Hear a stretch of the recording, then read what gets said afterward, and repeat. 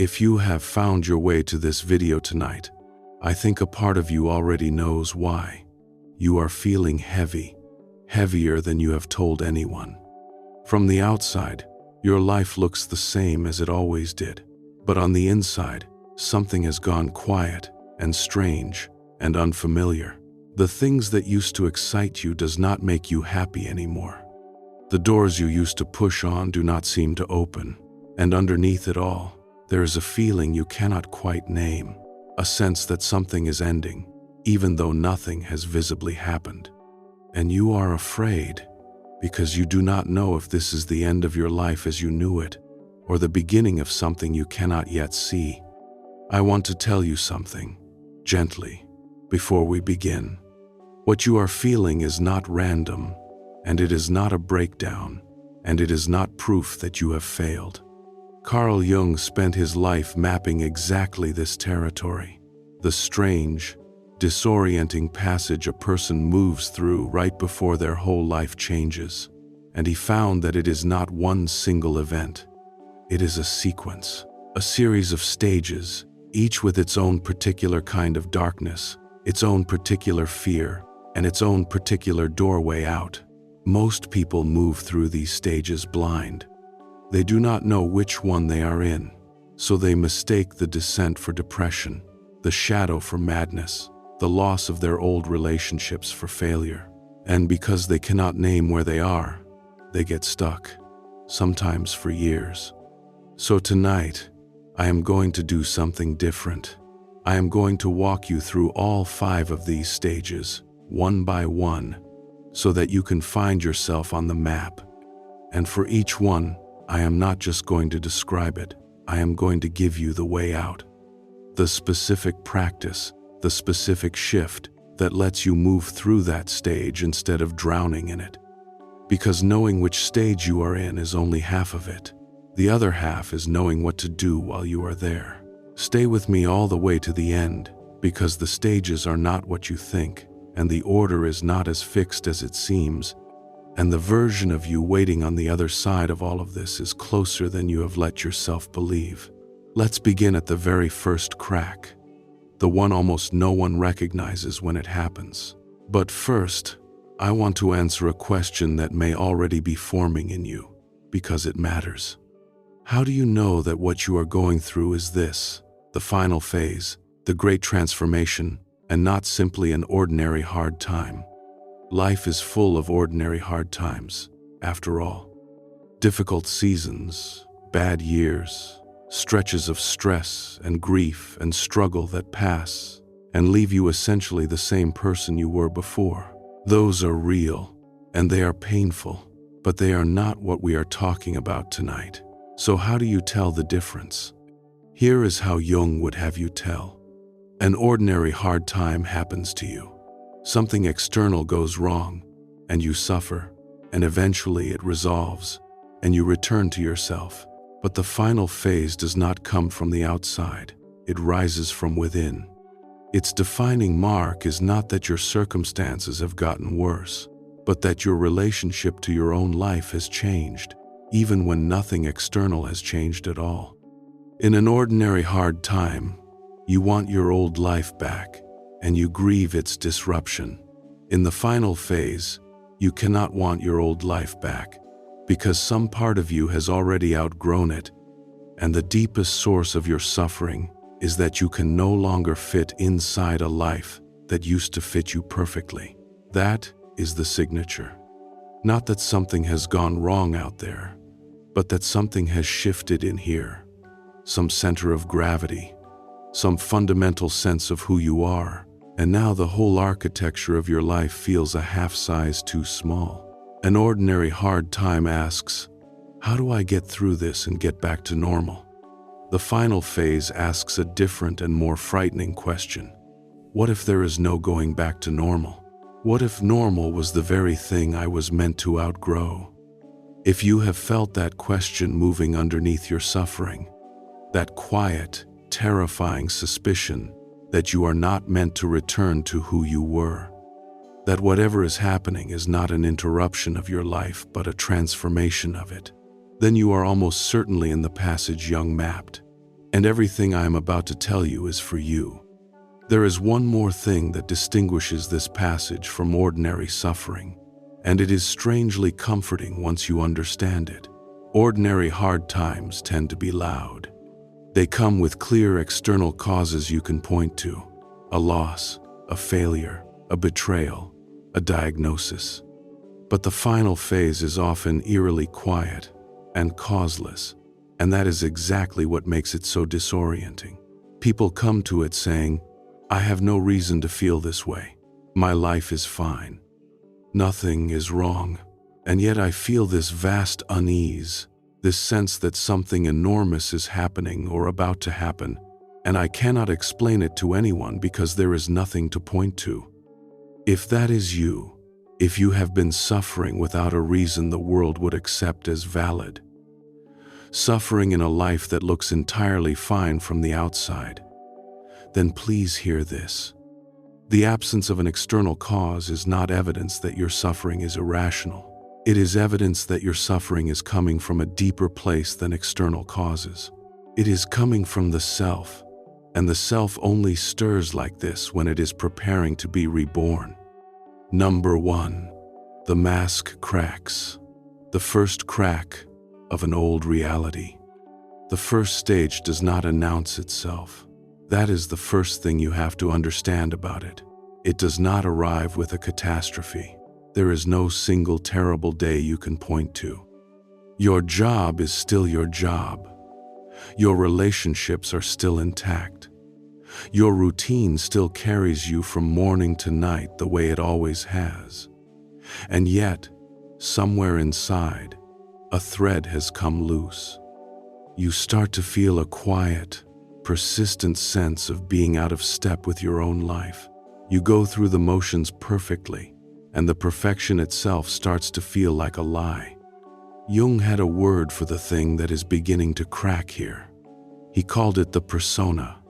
The persona is the face you show the world. It is the role you learn to play, the version of yourself the world approves of, the self you built to be accepted, to belong, to be safe.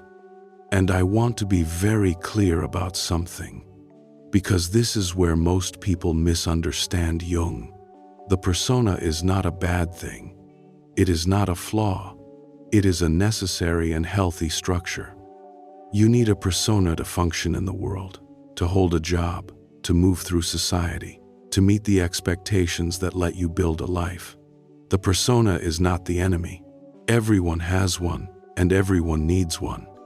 The trouble begins somewhere much quieter. The trouble begins when the mask stops being something you wear and starts being something you believe you are.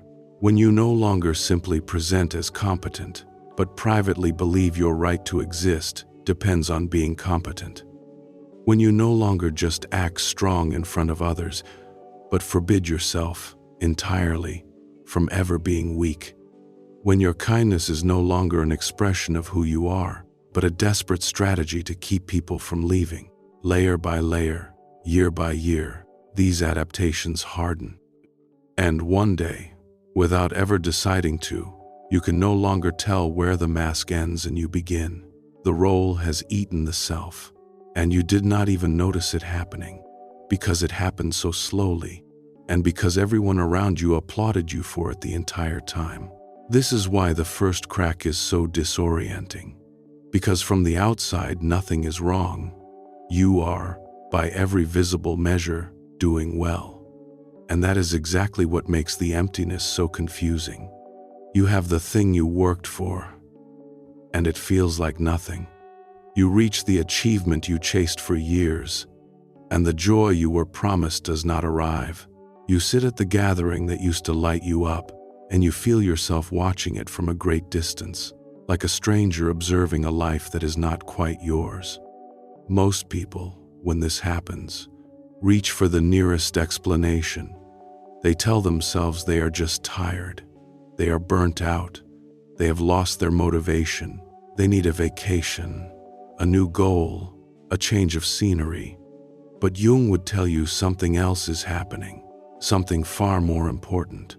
Your consciousness is beginning to separate itself from the old role. The part of you that is deeper than the mask is starting to stir, and it is asking a question it never had the courage to ask before. If you took away the title, the position, the image you have spent your whole life building, what would actually be left of you? Who are you underneath the performance? That question is terrifying, because for most of us, we do not know the answer. We have been the mask for so long that the face underneath feels like a stranger. Jung once wrote that the great privilege of a human life is to become who you actually are. People love that line. They put it on posters. But they read it as something soft and encouraging, and it is not soft at all. To become who you actually are, you first have to give up the security of who you have been pretending to be. And nobody gives that up easily, because the pretending kept you safe. The mask earned you love. The mask got you belonging. And now something inside you is asking you to set it down. And it feels less like liberation and more like standing at the edge of a cliff. Let me tell you about a woman I will call Elaine, whose story someone once shared with this channel. For 22 years, Elaine was the person everyone relied on. She was the one who organized every family holiday, remembered every birthday, held every crisis together with a calm smile. In her town, in her circle, in her family, she was known as the strong one, the dependable one, the one who never needed anything. And she wore that role so completely that she genuinely believed it was her whole self. Until one evening, cleaning out a closet, she found a box of letters she had written in her early 20s, before the role hardened around her.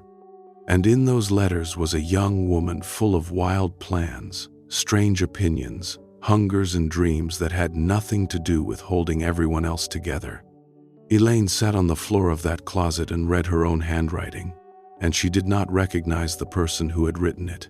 And then, slowly, she realized the more frightening truth. That young woman was not gone. She had simply been buried for 2 decades, under the weight of a role Elaine had mistaken for herself. And in that moment, the mask cracked, not dramatically, just a hairline fracture. But it was enough. Nothing in her life was ever quite the same after that evening. Here is what you need to understand about that crack, because it is the thing that frightens people most. When the mask begins to fall, the people around you feel it before you can even explain it. They notice you have changed, and they do not usually celebrate it.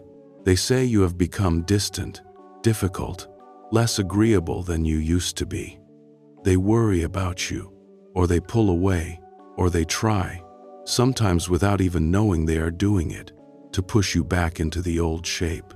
And you have to understand what is actually happening in those moments. What is disappearing is not your kindness and not your love.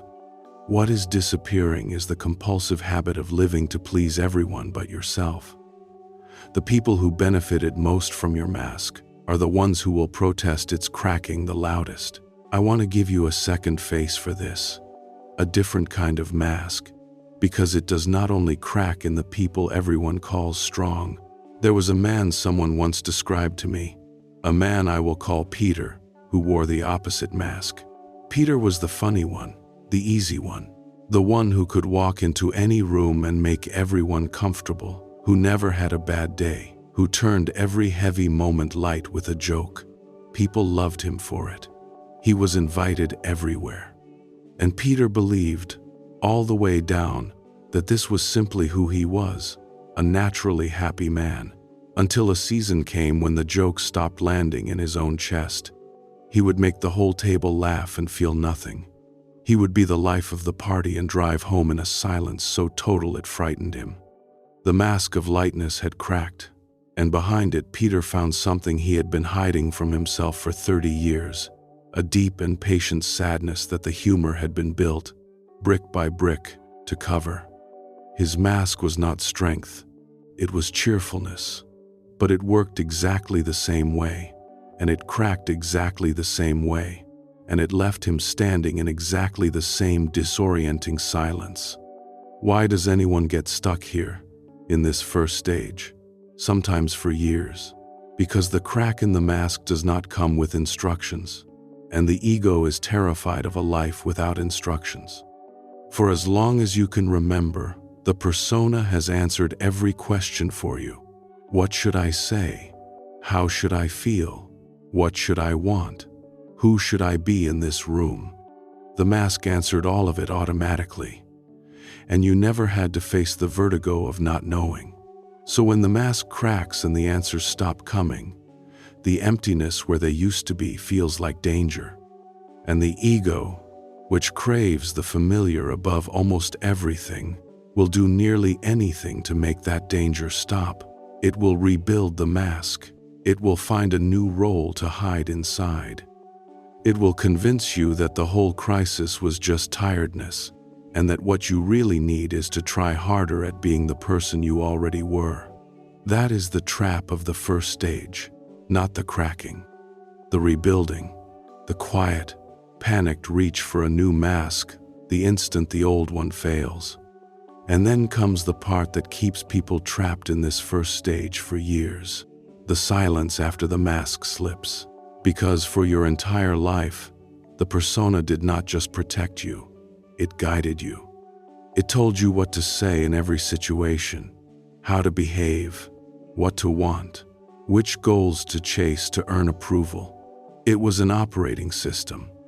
And when it stops working, when you can no longer just perform the role on autopilot, a vast emptiness opens where the instructions used to be. You do not know what to want anymore.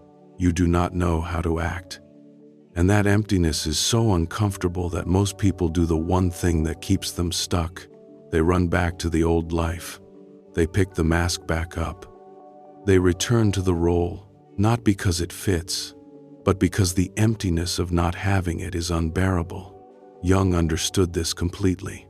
He knew the ego craves the familiar, even when the familiar has quietly become a prison. So here is how you move through the first stage instead of getting trapped in it. And this is the practice I want you to actually take from this section. Not just understand, but do. Before I give you the practice, let me help you be certain this is where you are. Because the first stage is the easiest one to mistake for something else. So here are the signs. You feel a low, persistent boredom with a life that, on paper, should satisfy you. You catch yourself performing enthusiasm you do not feel, agreeing with things you do not believe, smiling in a way that feels a half-second delayed, as if you are operating yourself from somewhere behind your own eyes. Achievements land flatter than they used to. Praise feels hollow, almost irritating, as if the person praising you is praising a costume. You feel a strange grief with no object, a mourning for something you cannot name. And most tellingly of all, you find yourself asking, in quiet moments, a question that used to feel unthinkable. Is this it? Is this all there is? If you recognize yourself in these signs, you are not depressed, and you are not ungrateful, and you are not broken. You are in the first stage. The mask is cracking, and that is not a catastrophe. It is the beginning of everything. I want to name one more thing about this stage, because it is the subtlest and the most important. The cracking of the mask almost always feels like a loss of something, and the mind rushes to identify what has been lost. You will tell yourself you have lost your motivation, your drive, your passion, your happiness, but nothing has actually been lost. What has happened is the opposite. Something has been found. A deeper part of you, a truer part, has finally woken up and begun to speak, and its first words are always a refusal to keep pretending. The emptiness you feel is not the absence of your old life. What you feel is the arrival of a self that will no longer be silenced by it. And once you understand that, the whole experience reorganizes itself. You are not losing your life. You are being found by it. The escape from the first stage is not to rebuild the mask, and it is not to tear it off all at once in some dramatic act of reinvention. The escape is to learn to sit in the gap, the uncomfortable, formless space between who you were and who you are becoming. And you learn to sit in it by doing one specific thing. You start asking yourself, in small, ordinary moments throughout your day, a single question: is this mine, or is this the mask? When you feel the urge to say yes to something you do not want to do, pause and ask it, is this mine, or is this the mask? When you catch yourself performing an emotion you do not feel, pause and ask it. When you reach for the smile, the agreement, the accommodation that has always kept people comfortable, pause just for a breath and ask, is this mine, or is this the mask? You do not have to change your answer yet. That is the part that makes this practice bearable. You are not obligated to suddenly start refusing everyone and blowing up your life. You are only obligated to notice, to bring consciousness to the automatic. Because the mask runs on unconsciousness. It only works when you cannot see it. And every single time you catch it, every single time you name it, is this mine, or is this the mask? You weaken its grip by a fraction, and you strengthen the muscle of the true self by the same fraction. And you may wonder why such a small question could possibly do so much. And the answer reveals something profound about how transformation actually works. The mask does not survive on your agreement. It survives on your unconsciousness. It operates entirely in the automatic, in the reactions that happen before you have time to think, in the yes that leaves your mouth before you have even checked whether you mean it. As long as those reactions stay automatic, the mask stays in complete control, because you never once catch it in the act. But consciousness changes everything. The instant you insert even a single breath of awareness between the situation and your automatic response, the instant you ask, is this mine, or is this the mask, before the old reaction fires, you have broken the spell. You have taken a process that ran entirely in the dark and dragged one small piece of it into the light. And a mask cannot survive being seen. Its whole power was that you believed it was you. The moment you can watch it operating from a small distance with a question in your hand, you are no longer fully identified with it. You have become the watcher instead of the mask, and the watcher is the true self, waking up. This is why the smallest question, asked consistently, can dismantle a structure that took decades to build. You are not fighting the mask. You are patiently refusing to keep being it without noticing. Notice, name, and let the answer come slowly. That is stage one. You are not tearing down the house. You are simply turning on the lights, room by room, until you can finally see which walls are yours and which ones were built by other people. Let me warn you about the two traps of the first stage, because knowing them is half of avoiding them. The first trap is the dramatic reinvention. Because the emptiness is so uncomfortable, some people, the moment the mask cracks, lunge in the opposite direction. They quit the job overnight, end the relationship in a week, sell everything, reinvent themselves completely, and call it authenticity. But a reaction against the mask is not the same as the true self. It is just the mask turned inside out, still driven by the same panic, still a costume, only now a rebellious one. The true self does not usually announce itself in a grand explosion. It emerges slowly, quietly, through the patient practice of noticing. If you find yourself desperate to blow up your entire life in a single gesture, pause. That urgency is not the voice of your true self. It is the ego, terrified of the emptiness, reaching for a dramatic new identity to fill the void as fast as possible. The second trap is subtler and more common. It is premature certainty. The moment the first crack appears and you glimpse that there is a truer self underneath, the mind wants to seize an answer immediately. It wants to declare, "This is who I really am," and lock in a new fixed identity right away. Because a new certainty feels so much safer than the open question. But the first stage is not the time for answers. It is the time for the question to stay open. The gift of this stage is precisely the not knowing, the spaciousness of a self that has not yet been redefined and pinned down. If you rush to answer the question of who you are, you will build a new mask out of your first available guess. The discipline of the first stage is to let the question breathe. To be able to say, I do not yet know who I am underneath all this, and I am willing to not know for a while.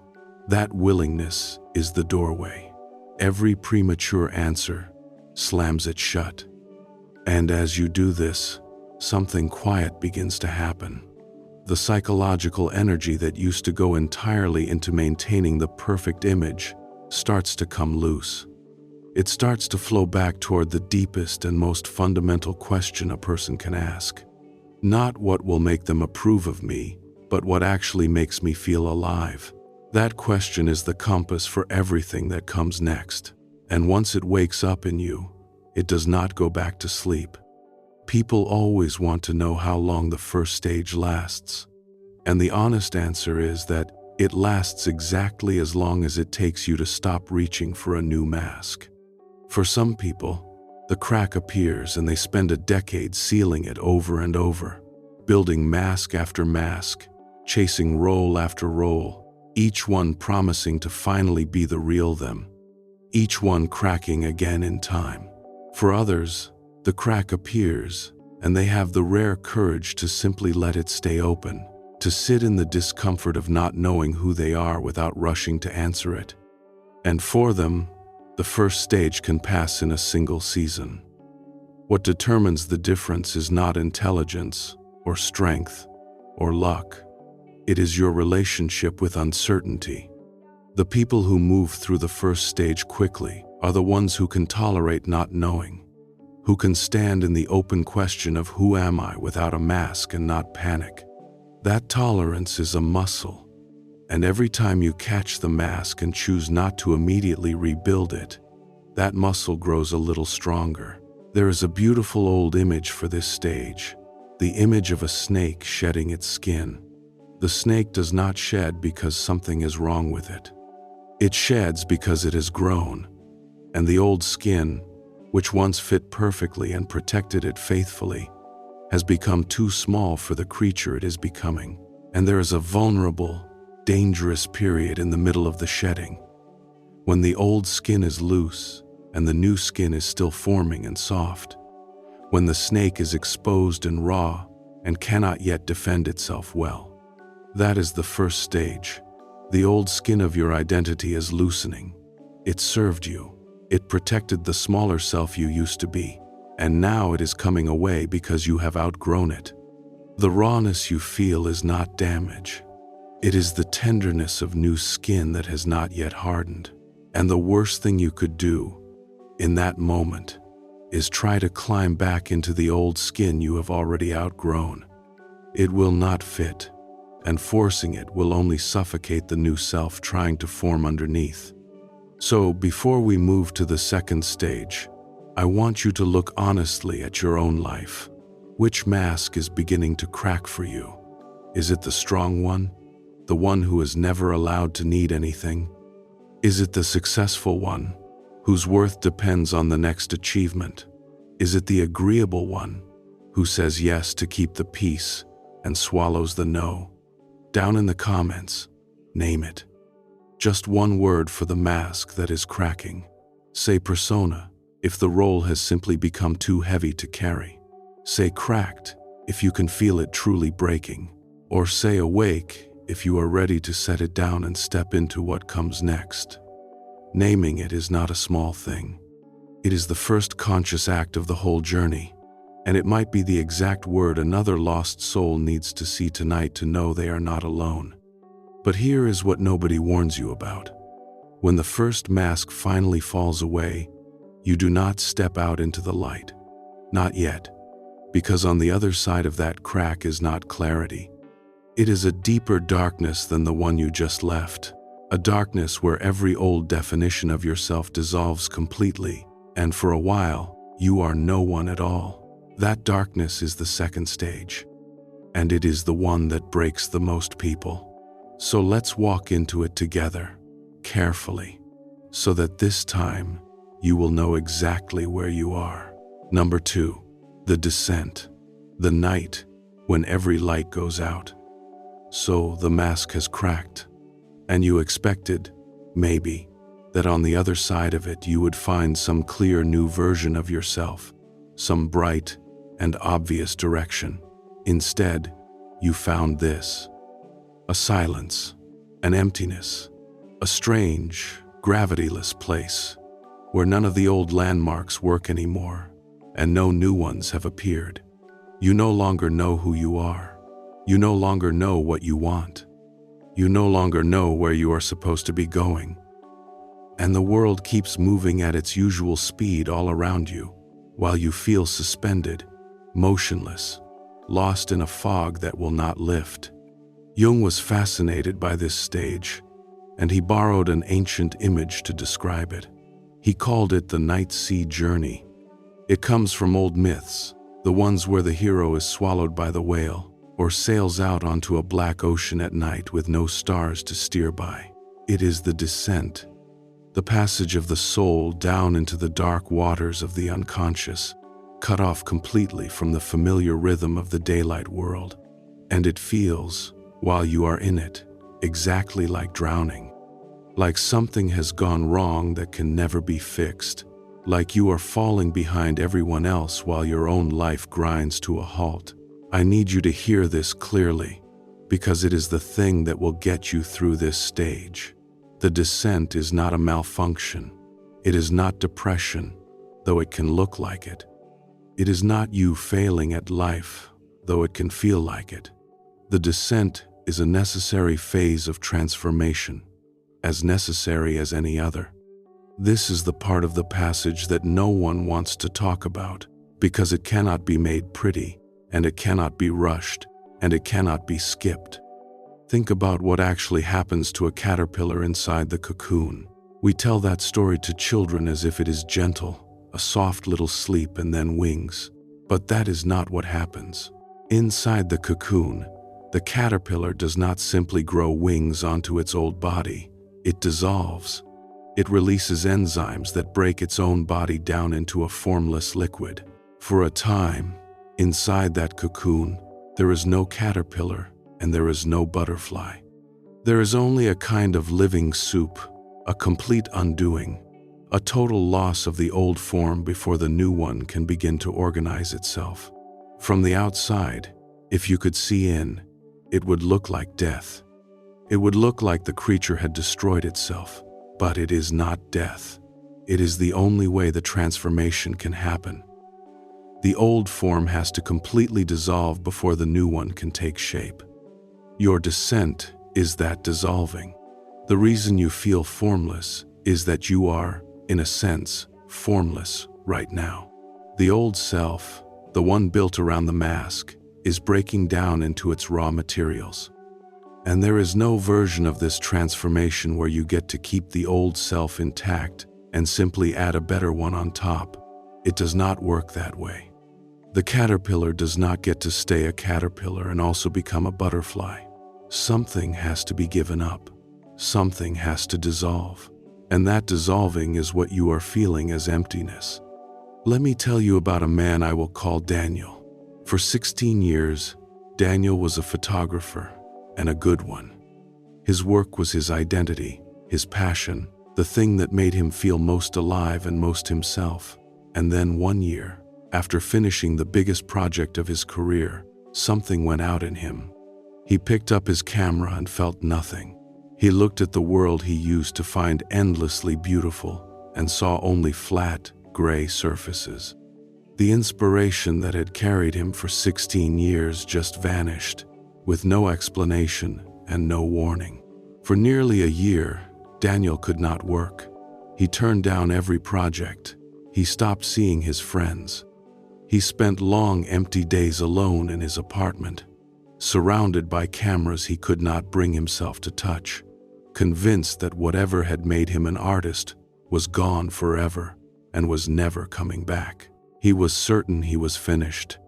But here is what Daniel could not see from inside the fog. He was not finished. He was in the cocoon. The photographer he had been, the one built around a certain style and a certain hunger and a certain need to prove himself, that photographer was dissolving. And it had to dissolve because it had taken him as far as it could. Only by surrendering to that empty year, by finally stopping his frantic attempts to force the inspiration back, did Daniel begin, very slowly, to hear something new underneath the silence. A quieter, truer relationship to his art that had nothing to do with proving anything to anyone. The work he made afterward did not look like the work he made before. It could not have. The old artist had to dissolve so the new one could be born. And it does not only happen to artists, though their version of it is easy to see. There was a woman someone told me about, a woman I will call Rosa, who had spent her whole life as a caretaker. First for her younger siblings, then for her own children, then for her aging parents. Caring for others was not just what she did, it was the entire architecture of who she believed herself to be. And then, within the same year, her parents passed, and her youngest child left home, and for the first time in 5 decades, no one needed her.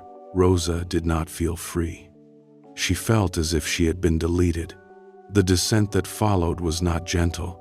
She wandered her too quiet house for months, unable to name what she wanted, because she had never once in her life been asked.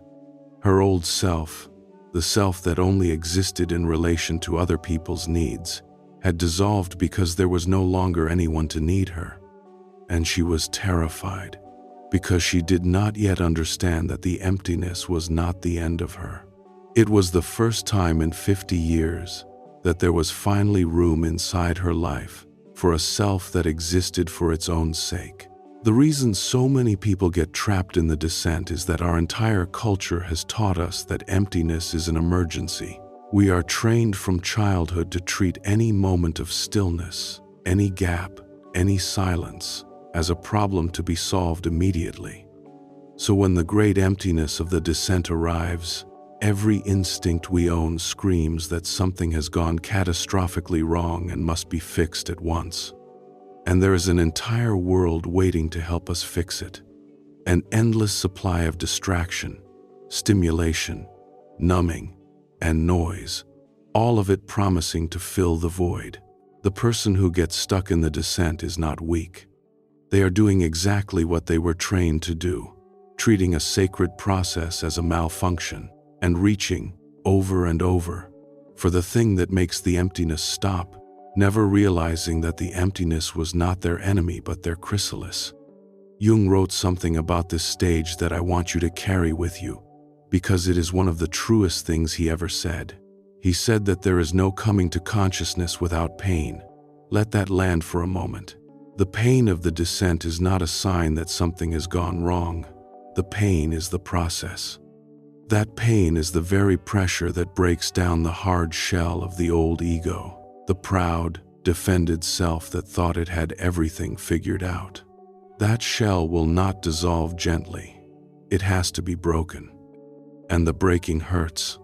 But it is the only way the light gets in.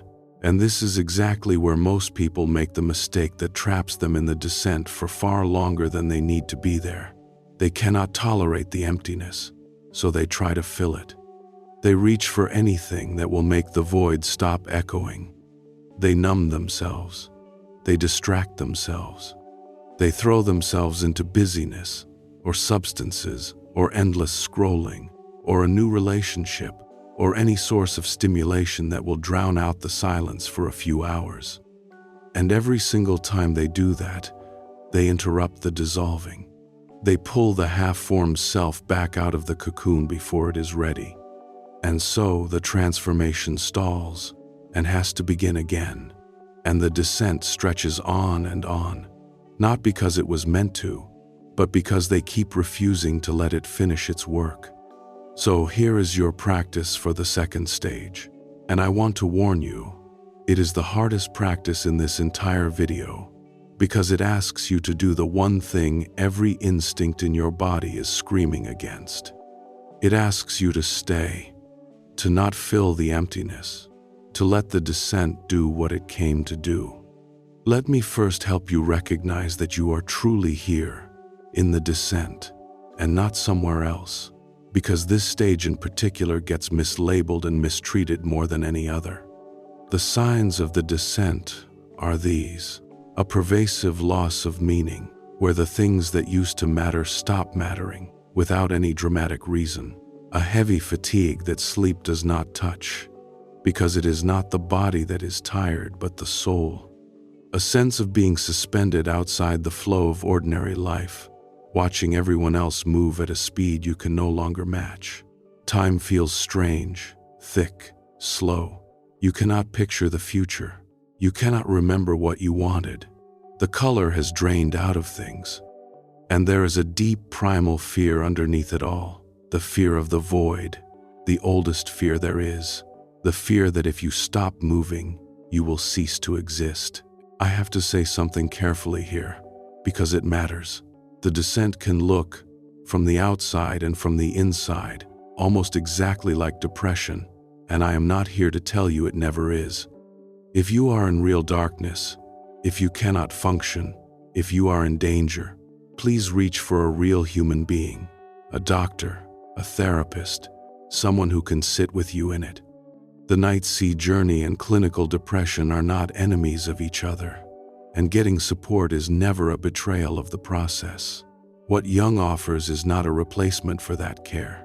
It is a different way of understanding the meaning of the darkness, a frame that can hold your experience, so that even in the depths you can sense that the emptiness might be leading somewhere, that the dissolving might be a preparation and not an ending. You can walk with support and still trust the descent. In fact, that is often the wisest way to walk it.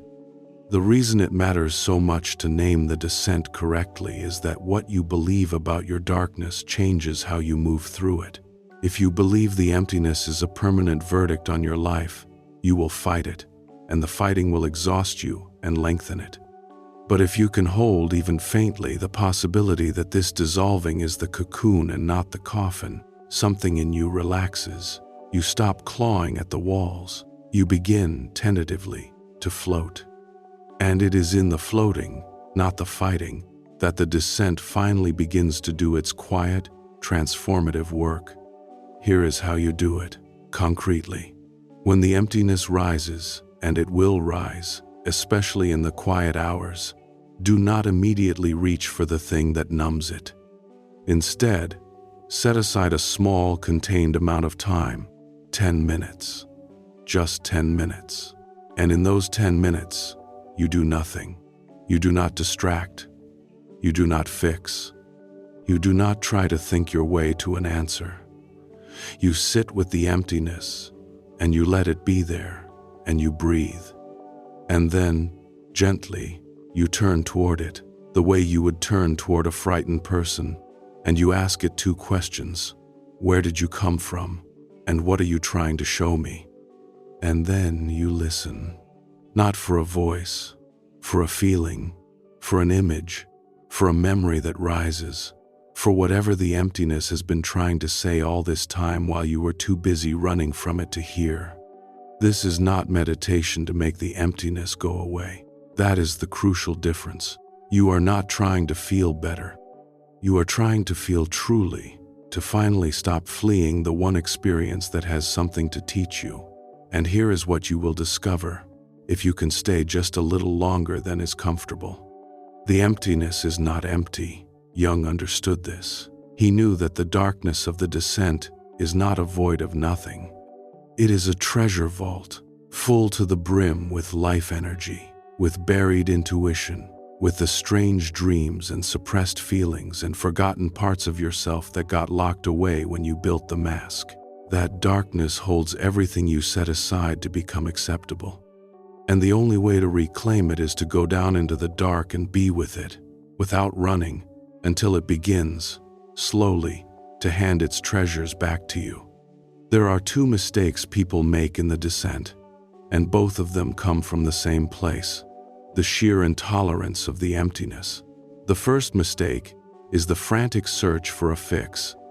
Because the emptiness feels so wrong, people throw themselves into a desperate hunt for the one thing that will end it. A new relationship to fall into, a new project to consume them, a guru, a program, a substance, a distraction, anything that promises to make the void go away. And every one of these is a way of refusing the descent, of trying to skip the dissolving. And every one of them fails, because the descent cannot be escaped, only completed. The person searching frantically for the exit is the person who stays in the descent the longest, because they are spending all their energy running from the very experience that would set them free if they let it finish. The second mistake is the opposite, and it is more dangerous. It is surrender that curdles into giving up. There is a fine and crucial line between accepting the descent and collapsing into it, between floating with the current and drowning in it. Consenting to the darkness does not mean abandoning yourself in it. It does not mean stopping all care for your body, your basic routines, your fundamental survival. The descent is a passage, not a permanent residence. You are meant to move through it, not to build a house at the bottom and stay forever. If you find that your surrender has become despair, that you have stopped caring whether you come back at all, that is not the descent doing its work. That is a sign you need another human being's hand, and reaching for it is not a failure of the process but a wise and necessary part of walking it. Accept the dark, float in the current, but keep the small flame of your basic care for yourself alive, because you will need it to see the door when you finally reach the bottom. You will know you are nearing the end of the descent when something unexpected happens. In the middle of the emptiness, without any external reason, a strange peace begins to appear. Not excitement, not answers, just a quiet settling, a sense that you have stopped fighting the current and started to float. The judgments of the crowd stop reaching you the way they used to. The shallow goals that used to drive you lose their pull, and you find yourself resting at the very bottom of the emptiness, no longer afraid of it, ready to receive the parts of yourself that are preparing to rise. That peace is the first light of dawn, but do not mistake it for the end. How long does the descent last?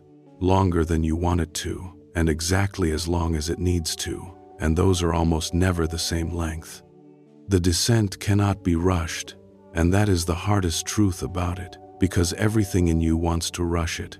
But it can be shortened, and the way you shorten it is counterintuitive. You shorten the descent not by fighting to get out of it, but by fully consenting to be in it. The people who spend the longest time in the night sea are the ones who spend the whole time trying to climb back out, thrashing against the current, treating every day of emptiness as an emergency to escape. The people who move through it are the ones who, at some point, stop fighting, who say, in effect, "All right, I am in the dark. I do not know how long this will last. And I am going to stop pretending I can force my way out, and instead I am going to let the dark do whatever it came here to do." Paradoxically, that surrender is the thing that finally moves the current. The dawn does not come when you defeat the night. It comes when you finally stop fighting it and let it carry you.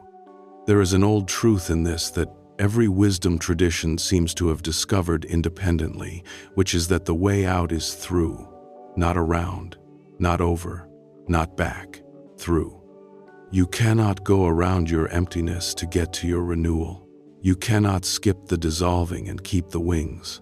The only door out of the descent is the door at the very bottom of it, and to reach that door you have to be willing to go all the way down. This is why the descent breaks so many people, and also why the ones it does not break come out of it unbreakable. Because once you have gone all the way to the bottom of your own emptiness and discovered that it did not kill you, that there was in fact a floor, and a door, and a dawn, you lose your deepest fear. The fear of the void, the oldest fear there is, loses its grip on you forever. because you went into the void and came back. And a person who is no longer afraid of the emptiness is a person who is no longer controlled by almost anything. There is a gift the descent gives you that no other stage can give, and it is worth naming so you can watch for it. In the ordinary daylight world, you are almost never truly alone with yourself. There is always noise, always input, always someone to react to, always a role to play. The descent strips all of that away. It takes you down into a place where none of the external voices reach, where the crowd cannot follow, where you are, perhaps for the first time in your entire life, completely alone with the bare fact of your own existence. And that is terrifying at first, because you have spent your whole life avoiding exactly this. But it is also the only place where you can finally hear the things that the noise of ordinary life always drowned out. The quiet voice of your own intuition, which you could never hear over the crowd. The true desires, buried so deep that only in total silence do they finally surface. The dreams and images the unconscious sends up from the deep, which can only reach you when the surface of the mind has gone still. The descent is the only classroom quiet enough for these lessons. Everything valuable that rises in you during this stage rises precisely because, for once, nothing else is talking. Because what rises from the bottom of the descent is not always gentle. Sometimes, what has been waiting down there in the dark comes back with a fury. And that brings us to the third stage, the one almost everyone is most afraid of. Number 3. The shadow returns. After the long gray silence of the descent, the third stage arrives like a storm, and it catches almost everyone off guard, because it is the opposite of everything that came before. The descent was empty, quiet, formless. The third stage is loud and hot and overwhelming. One day, without warning, the very emotions you have spent your entire life burying come roaring back to the surface all at once. A rage you did not know you were capable of. A wave of envy that shames you. A raw, exposed vulnerability you cannot hide. Old, forbidden desires you thought you had killed off long ago. It all returns, together, with a force that terrifies you, because for the first time you realize you cannot control it. The thing you have kept locked in the basement your whole life has broken the door down. Jung had a name for what lives in that basement. He called it the shadow.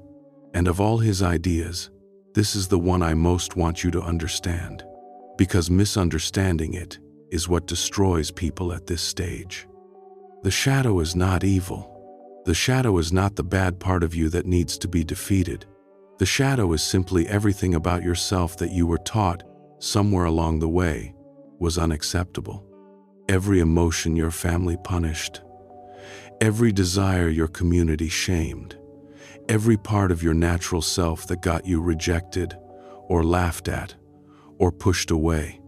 As a child, to survive, to be loved, to belong, you took all of those parts of yourself and you cut them off. You pushed them down into the dark, out of sight, out of awareness.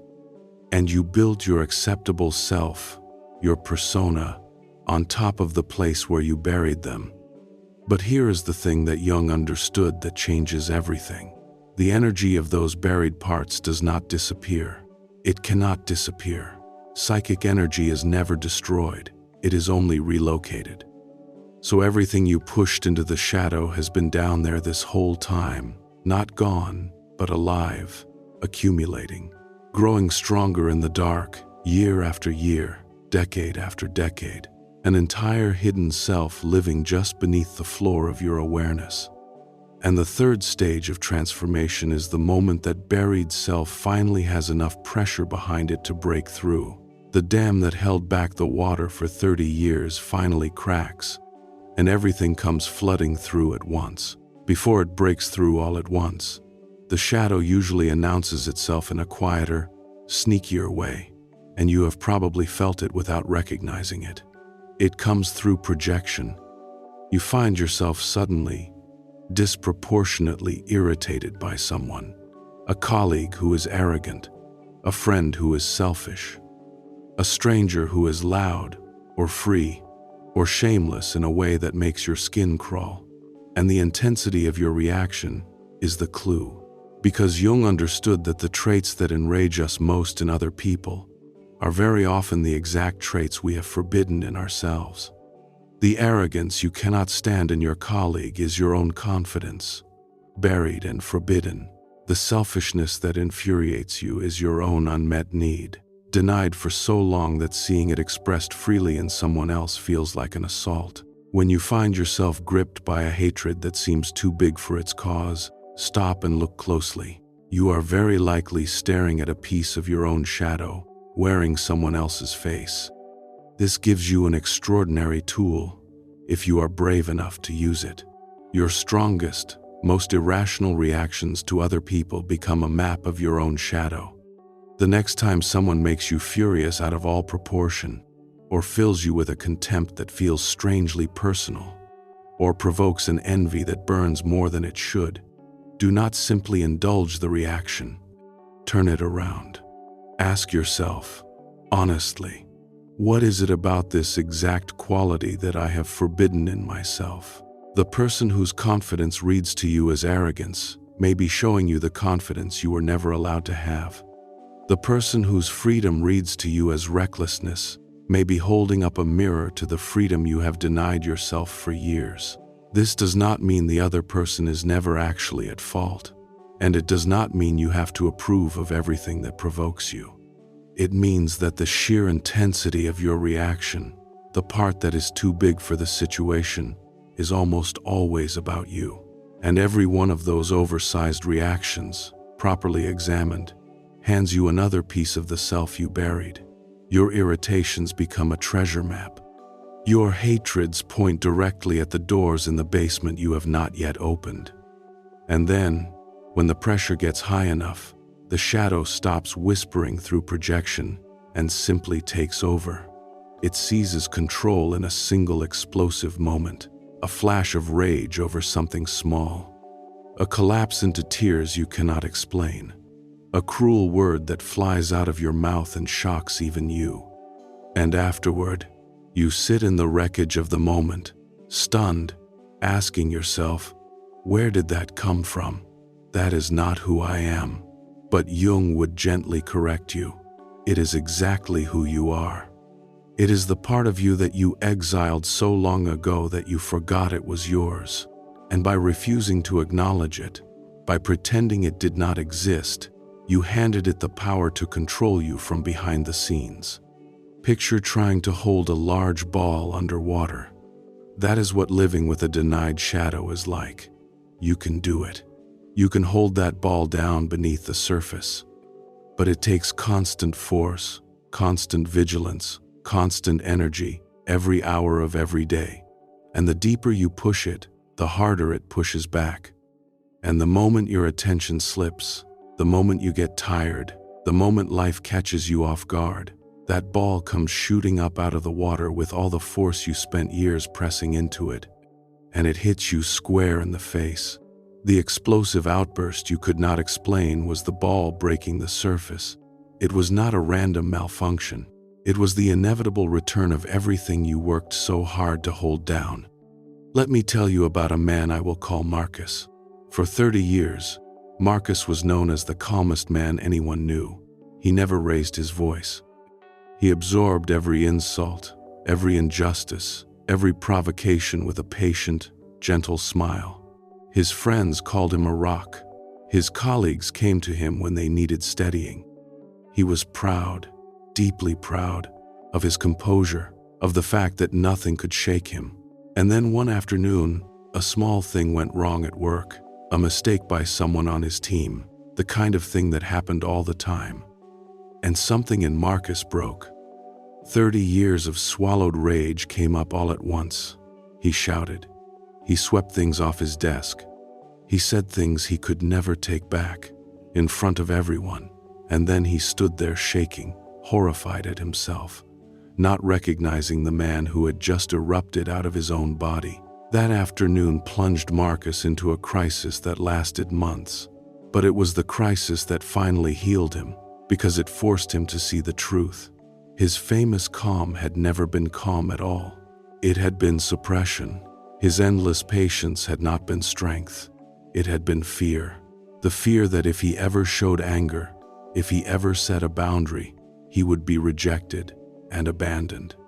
And so he had spent 30 years pushing every ounce of anger into the shadow, where it did not dissolve, but concentrated, until it had enough force to blow the door off its hinges. Marcus's calm was a mask. His rage was the shadow the mask was built to hide.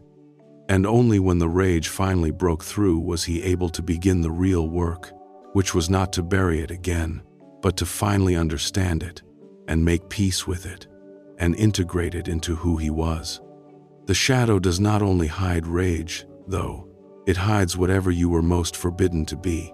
There was a woman someone described to me, a woman I will call Nadia, who was raised to be humble above all things. In her family, wanting more, standing out, taking up space, any hint of ambition or pride was treated as an ugliness to be corrected. So Nadia became small. She deflected every compliment. She shrank from every spotlight. She built an entire identity around modesty and believed it was her virtue. But her shadow was not her rage. Her shadow was her greatness. It was the enormous, forbidden ambition she had buried in the basement as a child. And it came back in the third stage not as anger but as a kind of unbearable restlessness, a fury at her own smallness, a sudden, violent envy of every person who dared to want what she had never let herself want. When she finally sat with that envy instead of shaming herself for it, she found her own buried desire underneath it, alive and enormous, waiting all these years to be claimed. Her shadow was the size of the life she was too afraid to live. The reason the third stage traps so many people is that they meet their shadow with the exact same judgment that created it in the first place. The shadow was born when you were taught that some part of you was unacceptable. And so when that part comes roaring back, your first instinct is to be horrified, ashamed, to slam the door on it again, to declare that this is not who I am. But every time you push it back down, you feed it. You make it darker and denser, exactly as Jung warned. The people who stay trapped in the third stage forever are the ones who keep treating the return of the shadow as proof that they are bad, when it is actually an invitation to become whole. The way out is not more judgment. It is the one thing the shadow has never once received in your entire life: curiosity instead of condemnation, a willingness, just for a moment, to stop asking, how do I get rid of this, and start asking, what are you, and where did you come from, and what have you been trying to tell me all this time? Now here is the warning Jung gave about this stage, and it is a serious one. He said that everyone carries a shadow, and the less it is acknowledged in a person's conscious life, the darker and denser it becomes. Read that carefully. It means the shadow is not made dangerous by acknowledging it. It is made dangerous by denying it. The people who insist they have no darkness, no anger, no envy, no capacity for cruelty are not the safest people. They are the most dangerous, because their shadow is operating entirely outside their awareness, running their life from the basement while they sincerely believe they are only ever good. The path through the third stage is not to defeat the shadow, because you cannot defeat a part of yourself. The only path is to integrate it, to turn on the light in the basement, look at what is down there, and finally claim it as your own. So here is your practice for the third stage, and it is one you can begin tonight. Jung called it shadow work, and the simplest, most powerful form of it is this. Let me help you be sure you are in the third stage, because it announces itself differently in everyone, and many people are living inside it without knowing what it is. The signs are these: sudden, disproportionate emotional reactions that shock you afterward, floods of anger or grief or desire that seemed far too large for the small thing that triggered them.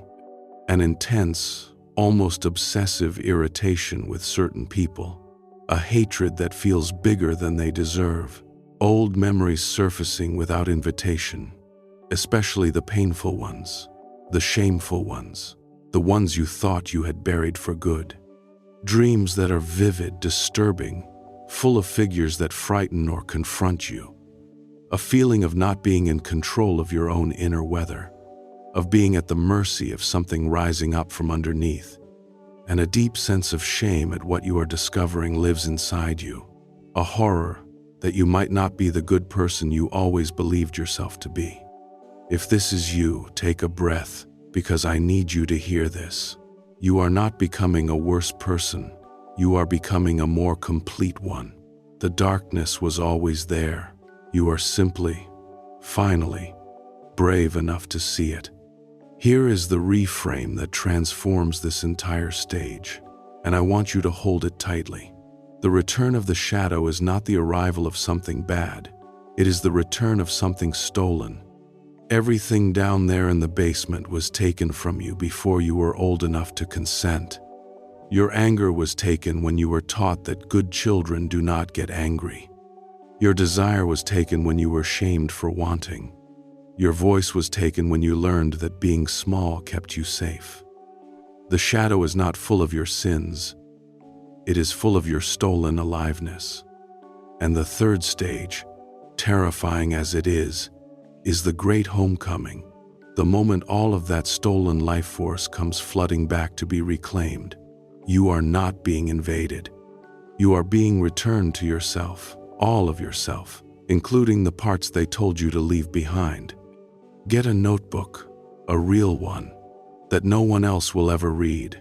And the next time a dark emotion rises in you, the rage, the envy, the ugly thought you are ashamed of, do not push it down. Do not perform your way past it. Instead, sit down with the notebook and write it out, completely unfiltered, in its rawest and ugliest form. Do not soften it. Do not make it acceptable. Write the thing you would never say out loud. Give the shadow a voice on the page where it can hurt no one, and let it say everything it has never been allowed to say. And then, when it has spoken, ask it one question and write the answer honestly. What are you trying to protect me from? Because this is the secret at the heart of shadow work that almost no one understands. The shadow is not your enemy. Underneath every dark impulse is a wound, and underneath every wound is a part of you that was trying, in the only way it knew how, to keep you safe. The rage is guarding a boundary that was violated. The envy is pointing at a genuine desire you abandoned. The cruelty is armor over a place where you were badly hurt. When you sit with the shadow on the page and ask it what wound it is protecting, it will begin to tell you. And in that moment, something remarkable happens. The energy that was so terrifying when it was locked in the dark becomes available to you, because the rage you integrate becomes healthy strength. The envy you understand becomes clear desire, a compass pointing at what you actually want. And the capacity for cruelty, once you own it consciously, becomes something even more valuable. It becomes real compassion. Because true gentleness is not the gentleness of a person who has no darkness. It is the gentleness of a person who knows exactly what they are capable of and consciously chooses kindness anyway. The third stage has its own two traps, and they are mirror images of each other. The first is suppression, the old reflex, the one that created the shadow in the first place. When the buried things come roaring back, the terrified instinct is to slam them down again, to double the effort of the mask, to become even more rigidly good, even more relentlessly composed, in a frantic attempt to prove that the darkness is not really there. This is the trap that turned Marcus's calm into a bomb. Every time you suppress the returning shadow, you compress it further, and you guarantee a more violent return later. Suppression is not integration. It is just the old war, fought harder, and the shadow always wins that war in the end. But the second trap is just as destructive, and in some ways more so, because it disguises itself as freedom. It is total identification, acting the shadow out completely. Some people, when they finally contact the anger, or the desire, or the selfishness they buried, swing all the way to the other extreme. They decide that integrating the shadow means obeying it, that authenticity means unleashing every dark impulse, that the buried self must now be given the wheel. And they become cruel, or reckless, or destructive, and they call it liberation. But this is not integration either. Integration is not suppression, and it is not obedience. It is the third thing, the harder thing. It is consciousness. It is feeling the full force of the anger without letting it decide your actions. It is knowing the desire, honoring what it points to, and still choosing what you do about it. The shadow is meant to be acknowledged and understood, not obeyed. You bring it into the light not so it can rule you, but so that you, the whole conscious you, can finally hold all of yourself with awareness and choose, freely, who you are going to be. When you cross this threshold, when you stop running from your own darkness and finally turn to face it, you will feel a freedom you have never known. You no longer have to spend your life performing a flawless goodness that was always a lie. You no longer have to fear being exposed, because you have already looked at the worst of yourself and survived it. Your personality becomes stronger, truer, and deeper than the polished mask ever was. You are standing now in the final stretch of the journey, where the false self dies away, and the whole self, light and dark together, steps forward into the light. The thing that makes the third stage last longer than it needs to is almost always secrecy. The shadow grew in the dark, in secrecy, and it can only truly be integrated when it is finally brought out of secrecy and into some form of light. This does not mean you have to confess your darkest thoughts to the world, and it does not mean you have to act on any of them. It means the shadow has to be witnessed, even if only by you, on a page, honestly, without the reflexive shame that has kept it hidden your whole life. The people who stay stuck in the third stage the longest are the ones who keep meeting each returning piece of their shadow with the old horror, slamming it back into the basement, refusing to look. And every refusal reinforces the very shame that created the shadow in the first place. The integration begins the moment you can look at the ugliest thing inside you and say, not with approval, but with honesty, yes, that is in me too. That belongs to me. I am the kind of creature that contains that. The moment you can hold your own darkness without either acting on it or disowning it, it stops being a monster in the basement and starts becoming a source of your strength. And here is the strange gift that waits on the far side of shadow integration, the one almost no one expects. The energy you spent your whole life holding the shadow down comes back to you. Think about how much force it takes to hold that ball beneath the water every hour of every day for decades. That force was your energy, your life force, locked into the permanent labor of suppression. And when you finally stop holding the ball down, when you let the shadow surface and integrate it into who you are, all of that energy is suddenly free. This is why people who have done real shadow work so often describe feeling more alive, more powerful, more creative than ever before. It is not that they gained something new. It is that they stopped spending the enormous energy it took to keep half of themselves imprisoned. The whole self, light and shadow together, has access to twice the power of the half-self that spent its life at war with its own basement. Facing your own shadow takes a rare kind of courage, because it means looking directly at the wounds you have spent your whole life avoiding. So if you feel that your soul has found even a little more courage tonight to bring your shadow into the light, mark the moment. Tap the like button, not as a favor to me, but as a small ritual for yourself. a way of lighting a lamp and declaring that you are no longer running from what lives inside you. And leave the word shadow in the comments below, so that the part of you that you have rejected for so long can finally be witnessed, and so that someone else, scrolling through their own dark night, can see your word and find the courage to face theirs. CTA. Now, before we go on, I want to speak to you directly for just a moment, because we are exactly halfway through this journey, and this is the point where it matters most that you do not turn away. If any of this is landing, if you have recognized yourself in even one of these stages, I want to ask you to do one small thing, and it is not for me. Somewhere in the comments below, leave a single word for the stage you are in right now. Say mask if you are feeling the first crack. Say descent if you are lost in the emptiness. Say shadow if the buried things are rising.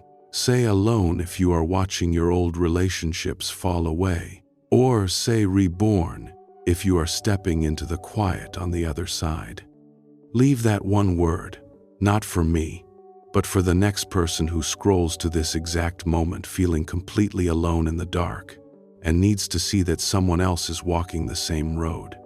Because the strangest thing about this passage is that everyone walks it alone, and yet no one walks it alone. There are more people in this silence than you could ever imagine. Your one word might be the light another one of them needs tonight. And now let's keep going. Because once the shadow returns and you begin, finally, to integrate it, the transformation stops being something that happens only inside you. It starts to reshape your outer life, and the first place it shows up is in your relationships, which is the fourth stage, and in some ways, the loneliest one of all. Number 4, the death of false relationships. Here is something no one prepares you for. Sometimes the clearest sign that your life is changing is not something you gain. It is who quietly disappears. As you move through this transformation, you will look up one day and notice that your social world has thinned. The people are still technically there.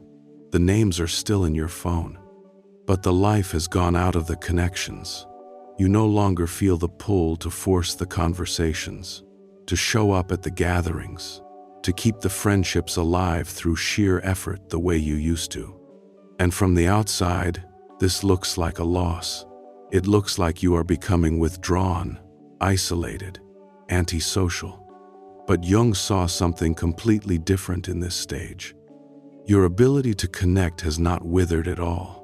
What has changed is the entire foundation of how you relate to other people. To feel the full weight of this, you have to understand something about how the mask and the relationships were connected all along.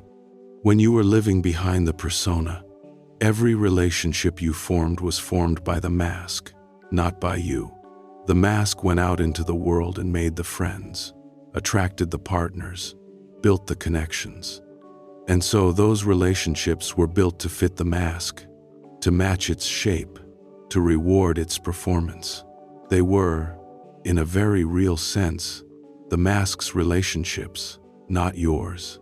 This is why, when the mask cracks and begins to fall away, the relationships built around it begin to fail almost automatically.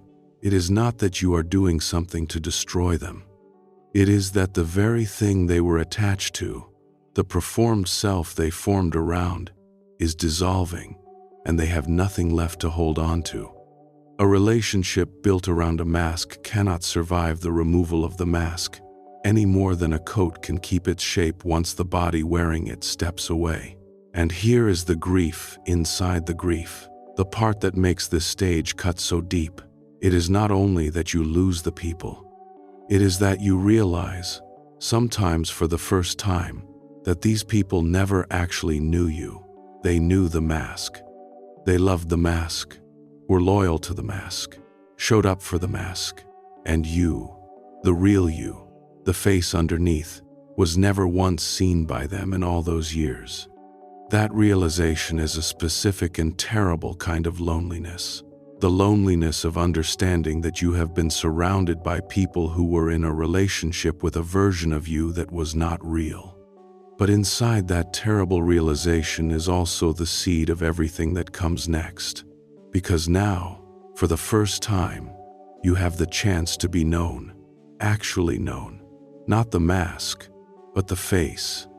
And the few relationships that can survive that, or the new ones that form around the true self, will be worth more than the entire crowd that only ever knew the costume.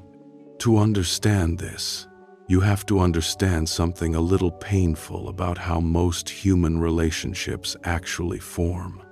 We like to believe our friendships and bonds are meetings between two authentic souls.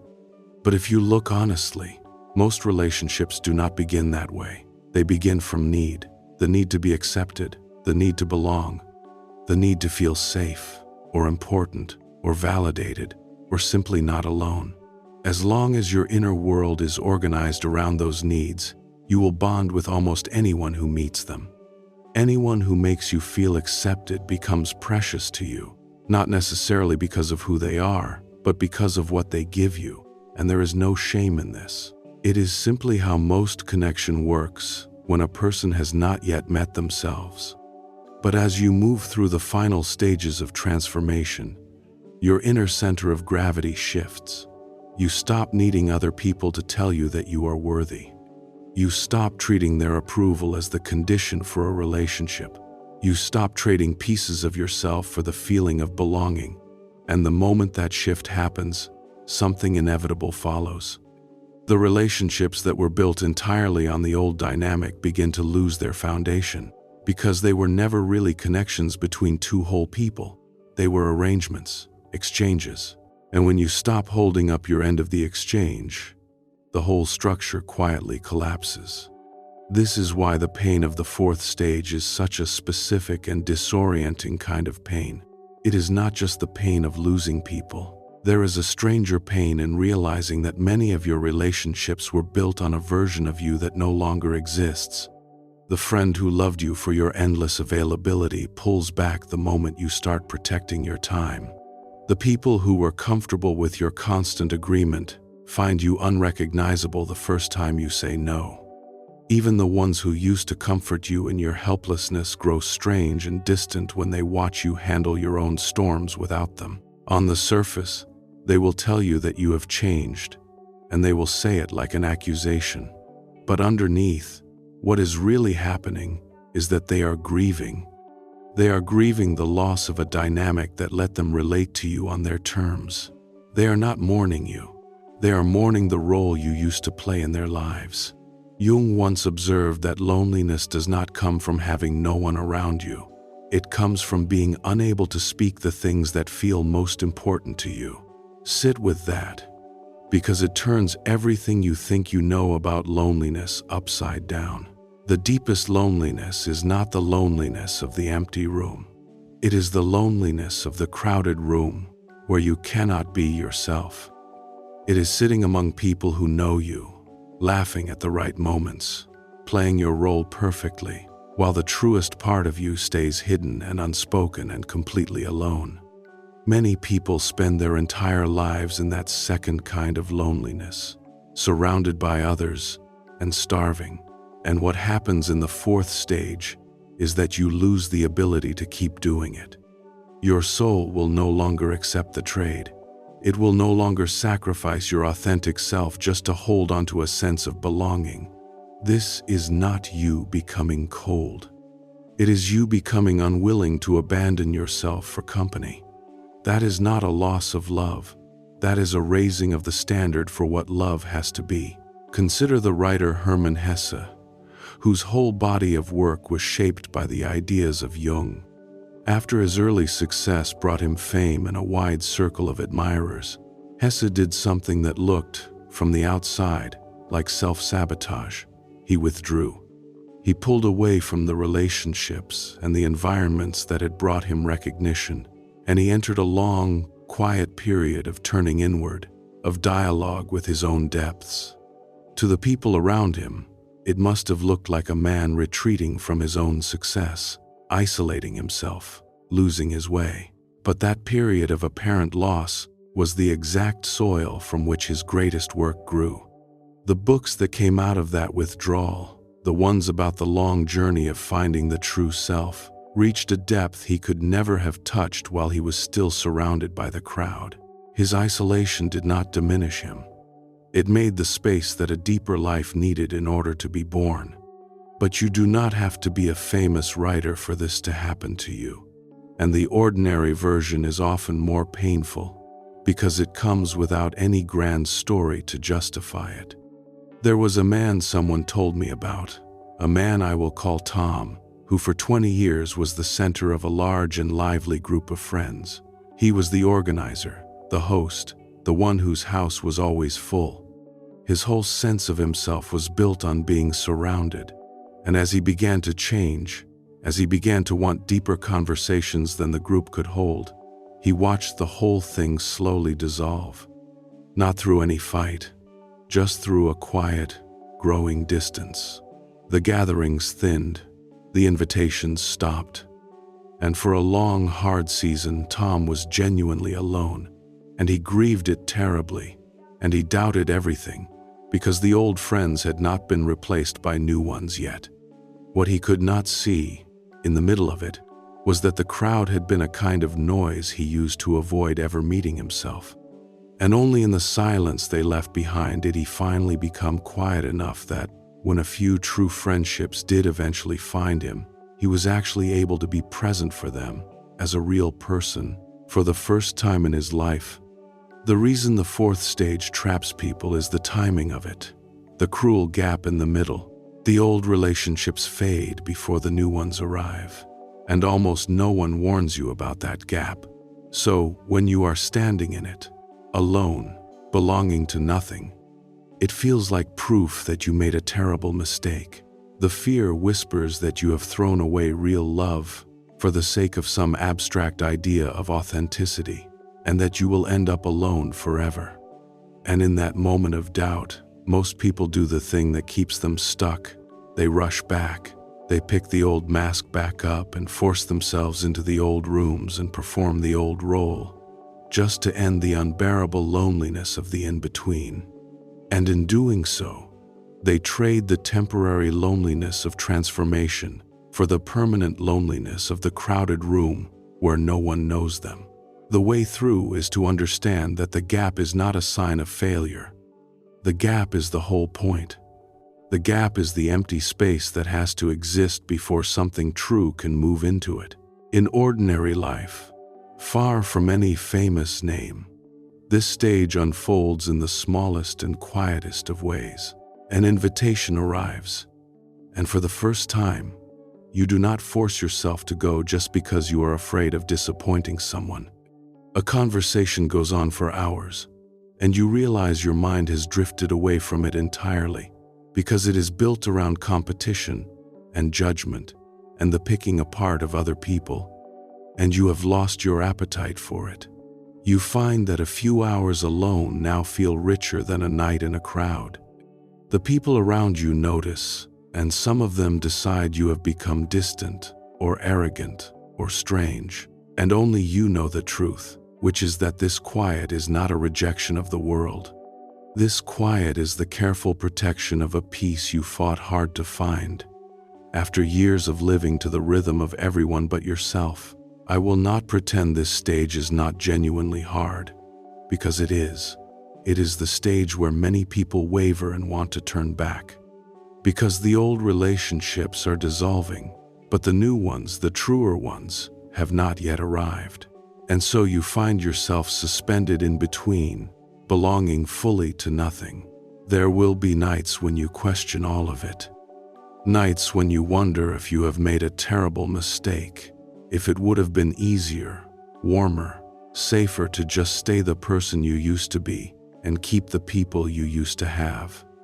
Jung understood this suspended ache completely. He knew that every real transition carries loneliness, because the psyche has to let go of one structure before the next one can form. That in-between silence is not a sign that you have failed. It is the pause between two chapters.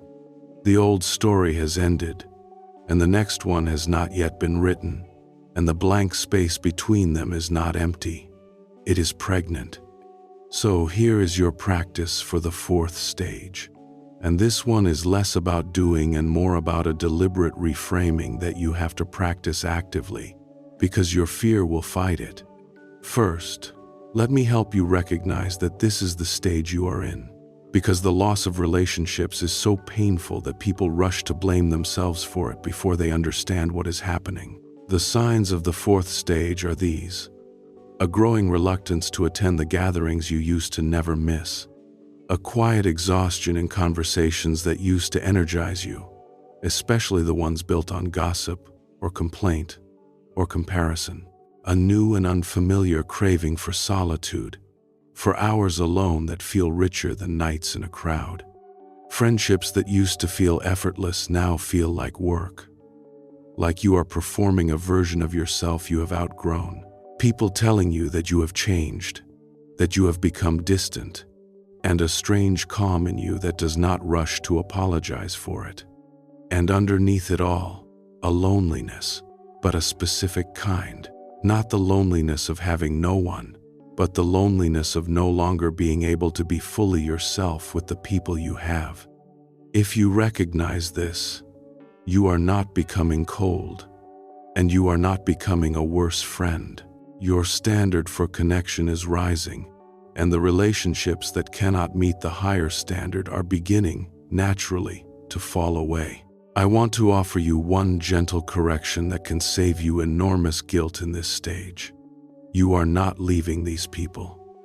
That is not what is happening, even though it can feel that way. What is happening is that a certain frequency is going quiet in you. The frequency of need, of lack, of please do not leave me, and relationships that were tuned to that exact frequency lose their signal. You did not reject anyone. You changed the station. And the people who were only ever there for the old broadcast drift off, not because you pushed them, but because there is no longer a shared signal to hold you together. This distinction matters, because it frees you from the guilt of thinking you have abandoned people. You have not abandoned anyone. You have stopped broadcasting a call for help that you no longer need to make. And the quiet that follows is not the quiet of having pushed the world away. It is the quiet of a person who no longer needs the world to prove that they exist. The practice is this: when a relationship begins to fade, before you rush to save it out of habit or panic, you pause and you ask a single, honest question. Was this connection built on who I truly am, or on who I was pretending to be? And you have to be brutally honest in the answer, because the fear of loneliness will beg you to lie. If the relationship was genuinely built on truth, on real mutual seeing, then it will survive your transformation. It might even deepen through it, because truth can hold change. But if the relationship only worked as long as you played a role, as long as you stayed small or agreeable or endlessly available, then its fading is not a tragedy to be prevented. It is a pruning to be allowed. And that word, pruning, is the image I want you to hold on to through this whole stage, because it changes everything about how the loss feels. Picture a gardener in the season of cutting back. To someone who does not understand what they are watching, it looks like destruction. Branch after branch, cut away and dropped to the ground.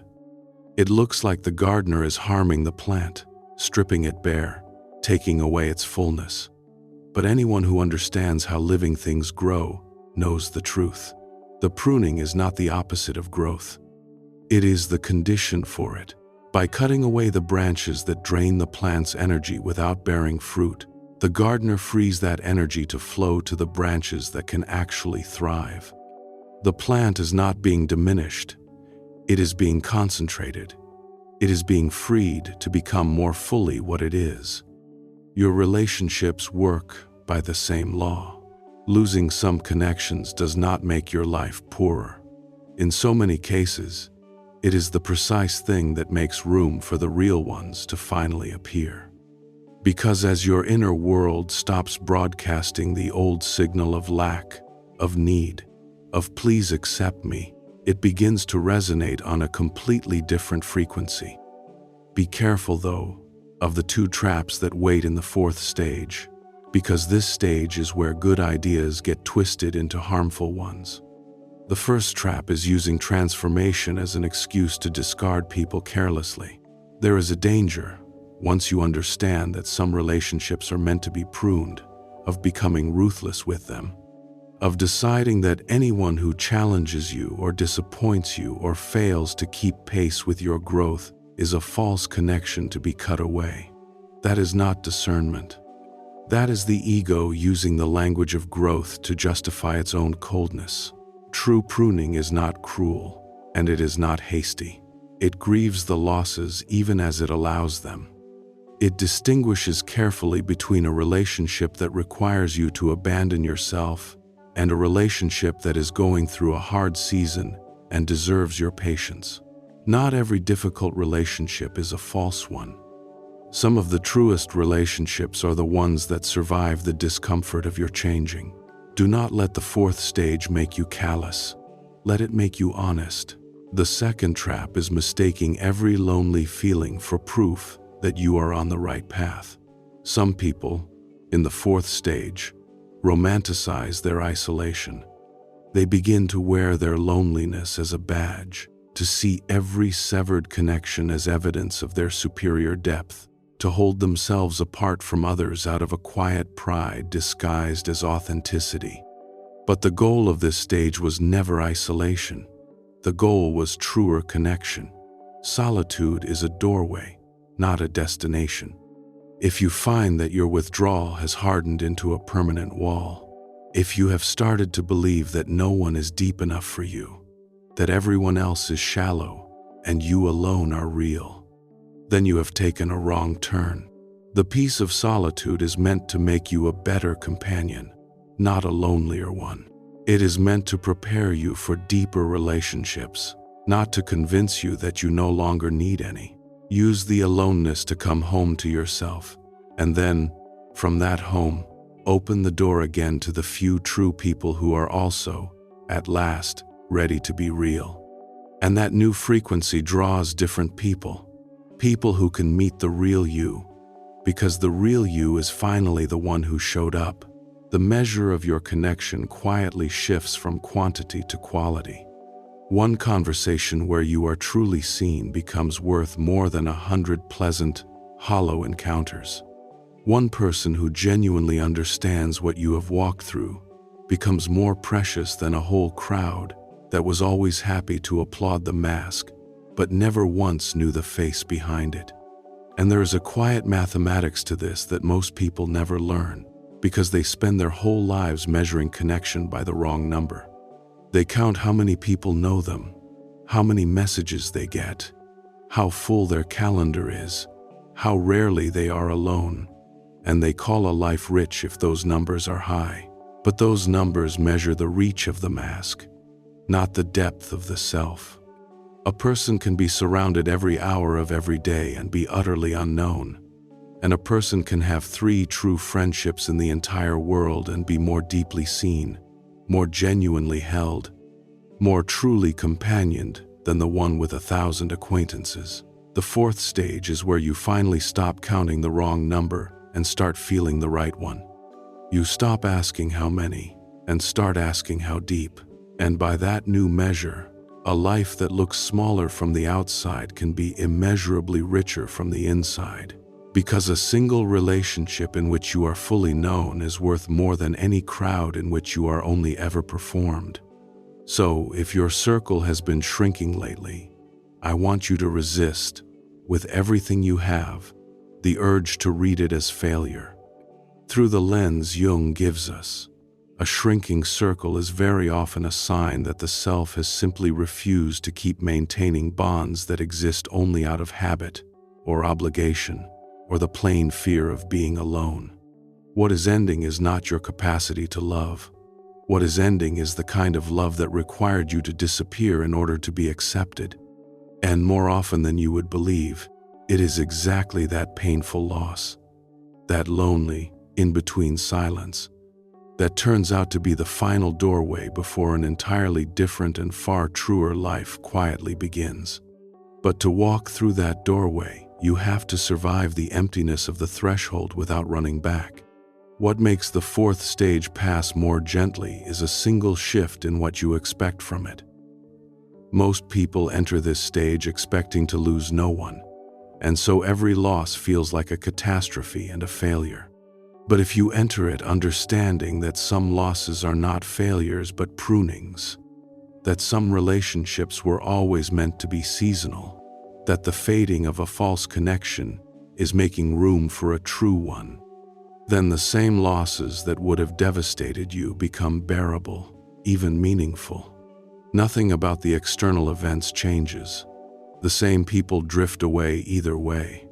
What changes is the story you tell about the drifting, and that story determines whether the fourth stage crushes you or completes you. There is one more thing I want to give you for this stage, because it is the thing that carried many people through the loneliness of the gap. When you are standing in the in-between, when the old relationships are gone and the new ones have not yet arrived, and the loneliness is real and sharp, I want you to remember that you are not actually alone in there. You are simply, for the first time, alone with yourself. And the whole point of this stage, the deep secret purpose of it, is to teach you that your own company is enough, that you can survive an evening with no one but yourself and not disintegrate, that you can be the primary relationship of your own life.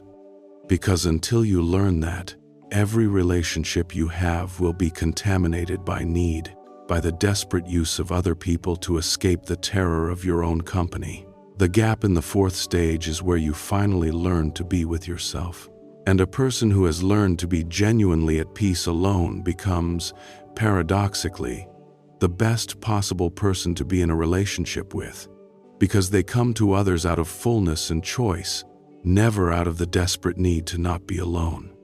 And what waits on the other side is the final stage, the one so quiet that most people do not even notice the moment they step into it. Number 5, the rebirth, becoming who you were always meant to be. If the first 4 stages were all forms of dissolution, of cracking and descending and breaking open and letting go, then the 5th stage arrives so quietly that most people do not even notice the moment they step into it. There is no final crisis. There is no dramatic breakthrough, no burst of triumphant emotion like the one you felt when you first glimpsed your true self. Instead, there is stillness, a deep, ordinary, unremarkable stillness. You wake up on a perfectly normal morning, and you slowly realize that most of the fears that used to run your entire life have quietly lost their weight. The thing that kept you awake for years has become just a memory. The need to prove yourself that drove every decision no longer has the power to move you. And according to Jung, this quiet is the clearest sign of all that the transformation has completed a full cycle. The rebirth does not feel like fireworks. It feels like coming home to a house that has finally gone silent after years of noise. I want to be careful with the phrase, becoming who you were always meant to be, because it is easily misunderstood, and the misunderstanding can send you looking in the wrong direction.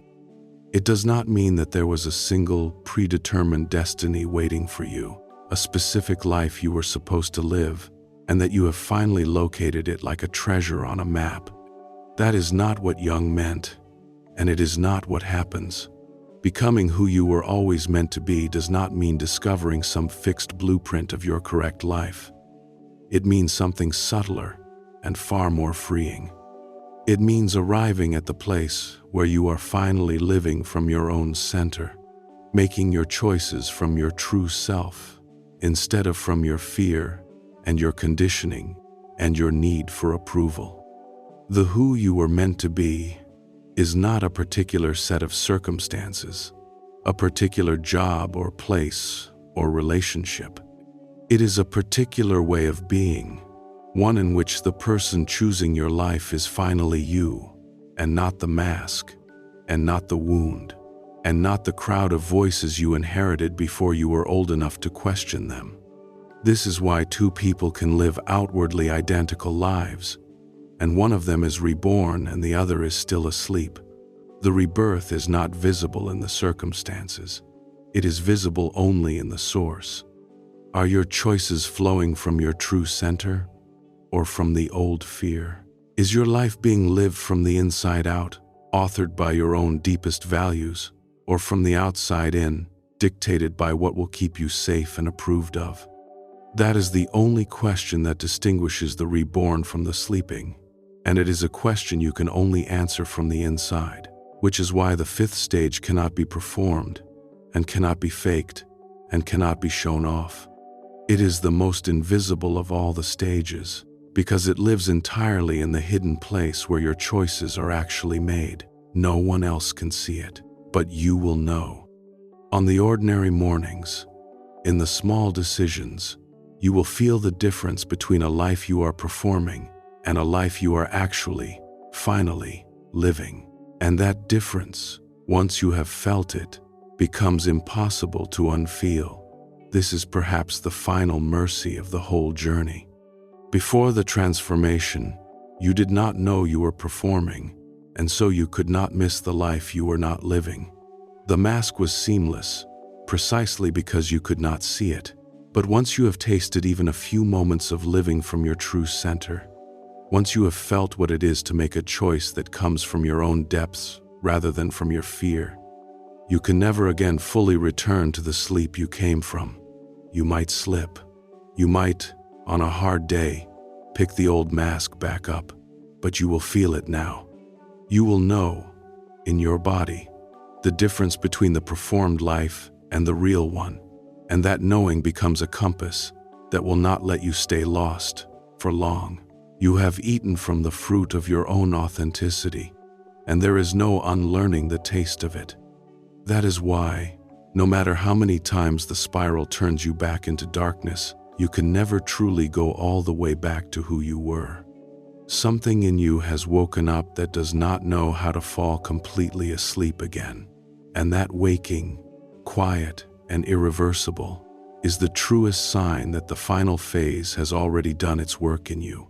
Here is the part that surprises almost everyone. The true stage of rebirth rarely makes you feel like you have become some extraordinary, elevated person. It is the opposite. You begin to live more simply. You lose the hunger to impress anyone with your knowledge, your status, your achievements, your suffering. Conversations stop being contests about who is right and who is wrong and who is winning at life. A natural, unforced calm begins to color the way you see other people and the way you see yourself. And this calm is not indifference. It is not that you have stopped caring. It is that your inner world no longer has to burn all of its energy defending an image of itself. When the war inside you finally ends, the outer world slowly loses its power to jerk your emotions around. You are no longer at the mercy of every opinion, every comparison, every passing weather system of other people's approval. Jung wrote something about this stage that took me years to truly understand. He said that the greatest and most important problems of life can never actually be solved. They can only be outgrown. Sit with how strange and how freeing that is. It means that psychological maturity is not the moment you finally conquer all your problems and defeat all your fears. Human beings do not work that way. Maturity is the moment you grow so much larger than the problem that it can no longer govern you. The fear that used to stop you in your tracks does not vanish completely, but you become bigger than the fear. The old wound is not erased from your memory, but it stops being the thing that decides how you love and what you choose and how much you believe you are worth. Rebirth is not the deletion of your past. It is a changing of your past's position within you. The same history is still there, but it no longer sits in the driver's seat. And this is when you begin to feel something you may never have felt before in your whole life. A genuine unity between your inside and your outside. Think about how divided most people live. Saying one thing while privately thinking another. Smiling while exhausted underneath. Agreeing out loud while everything inside them is screaming no. That division is not a small thing. It is a constant, low, draining leak of energy, the cost of maintaining several different versions of yourself at once, and it runs in the background of most people's entire lives. After the transformation, that distance begins to close. You start to say what you actually believe. You start to choose what you actually know to be right for you. You accept, without panic, that not everyone will agree, and not everyone will stay. And the relief of that unity is enormous, because for the first time, all of your energy is finally flowing in a single direction. Your inner world and your outer actions stop working against each other and start moving together. From this point on, you will notice a quiet but total change in how you make decisions. In the old life, your choices were driven, underneath everything, by two forces: the fear of losing something and the hunger to be recognized. Now, a different question rises up first, before any decision. Not what will keep me safe, and not what will make them approve of me, but simply, what actually fits the person I am now? It seems like such a small change, just a different opening question, but it is powerful enough to slowly redirect the entire course of your life. Your work, the places you spend your time, the people you keep close, even the small rhythms of your ordinary days, all of it begins, quietly, to reorganize itself around your actual values instead of around other people's expectations. You do not necessarily start moving faster through life. You start moving in the right direction, which is a completely different thing. Let me tell you about a woman I will call Sarah, whose quiet rebirth might be the most ordinary and the most beautiful story in this entire video. Sarah did not transform her life with a dramatic gesture. She did not quit everything and move across the world.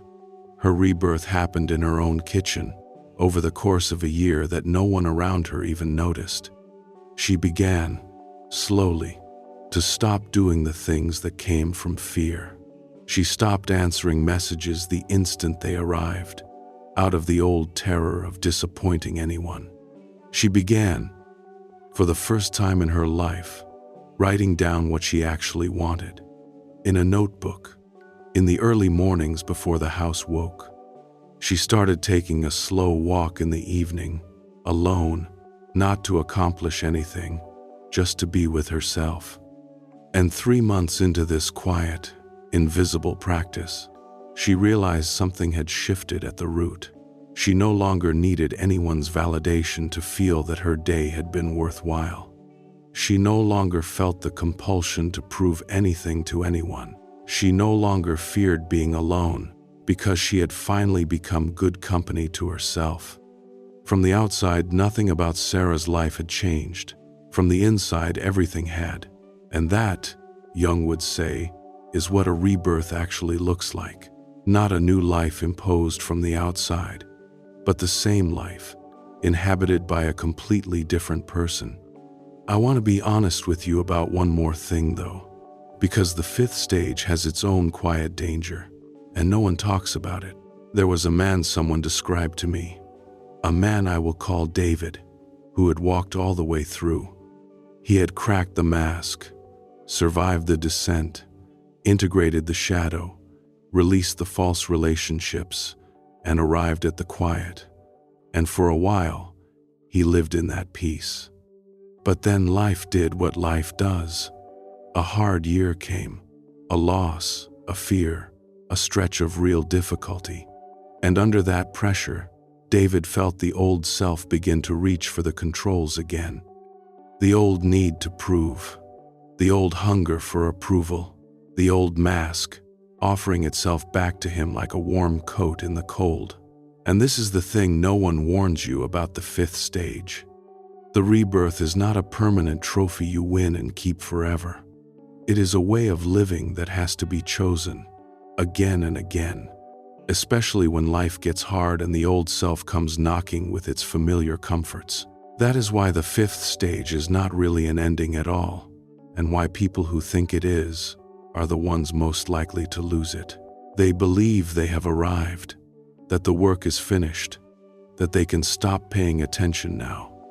And so when the old patterns come back under stress, as they always eventually do, they mistake the return of the old self for a failure, for proof that the whole transformation was fake, but it was not fake. The rebirth is real. It simply is not automatic.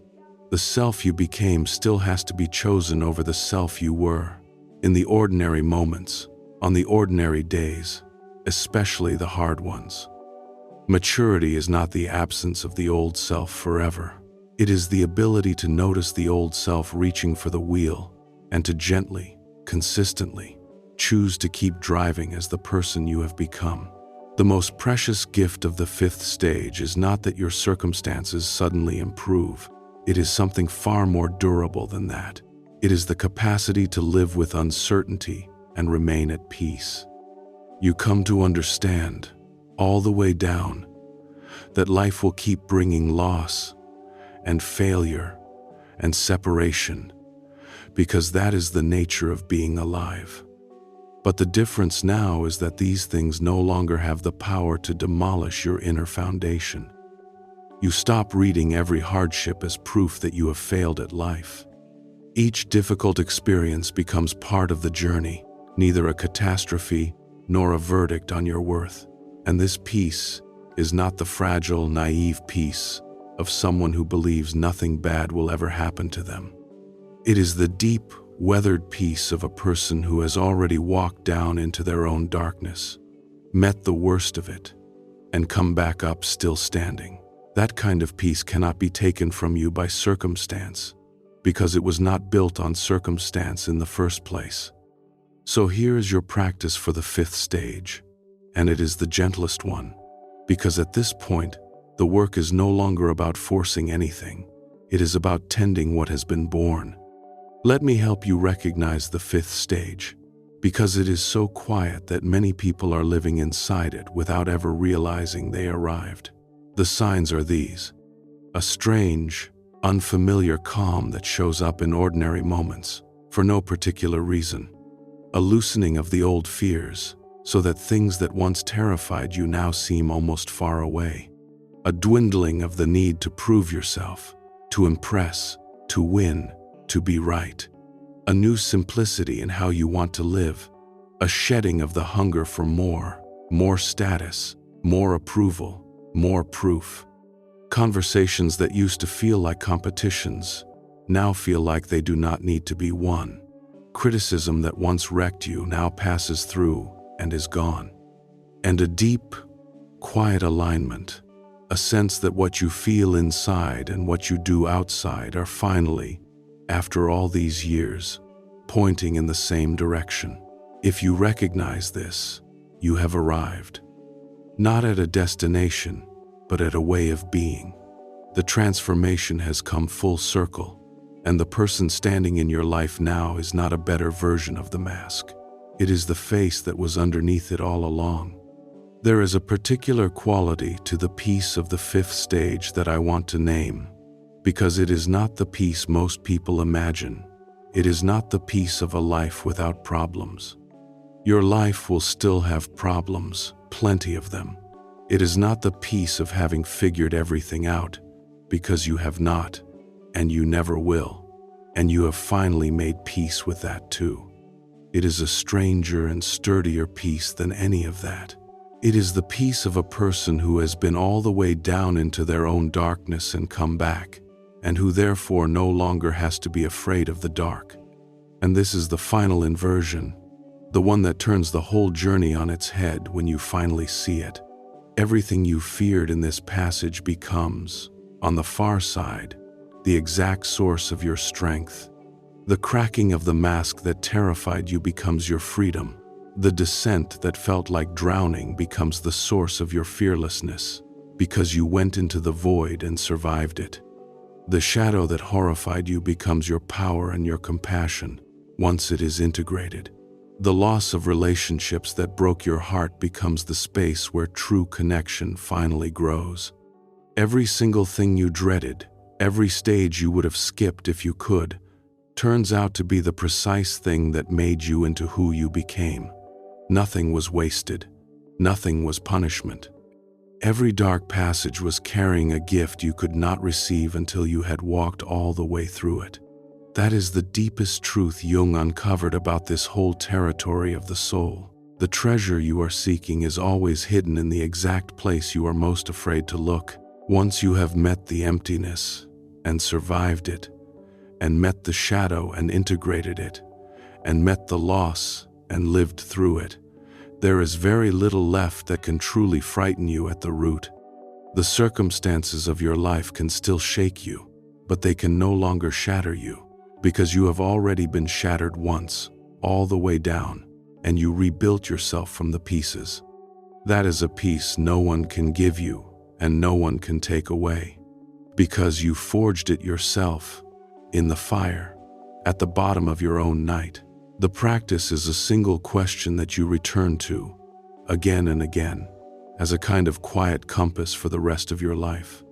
Before any significant choice, before you say yes or no, before you take on the new commitment or keep the old one, you pause and you ask, does this fit the person I actually am now, or the person I used to be afraid of not being?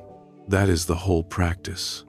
Because the old self will keep trying to make your decisions long after it has died.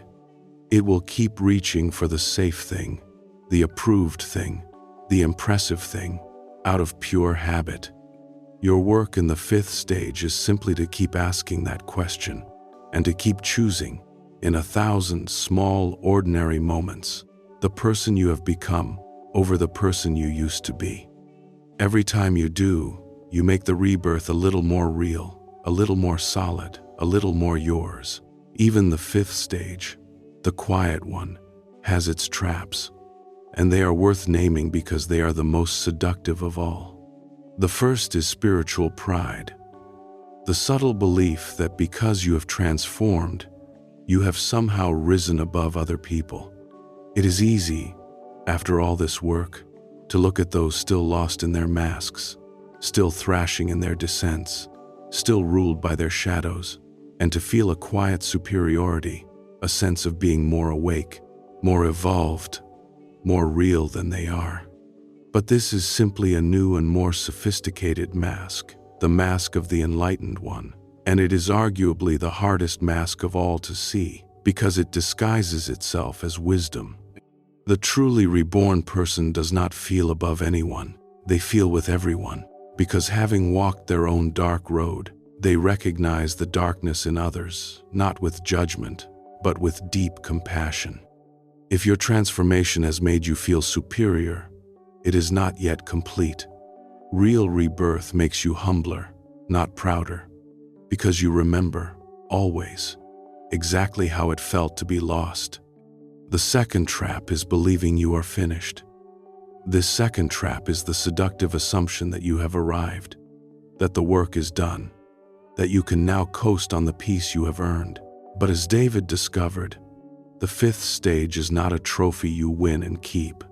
It is a way of living that has to be rechosen every day, especially on the hard days when the old self comes knocking with its familiar comforts.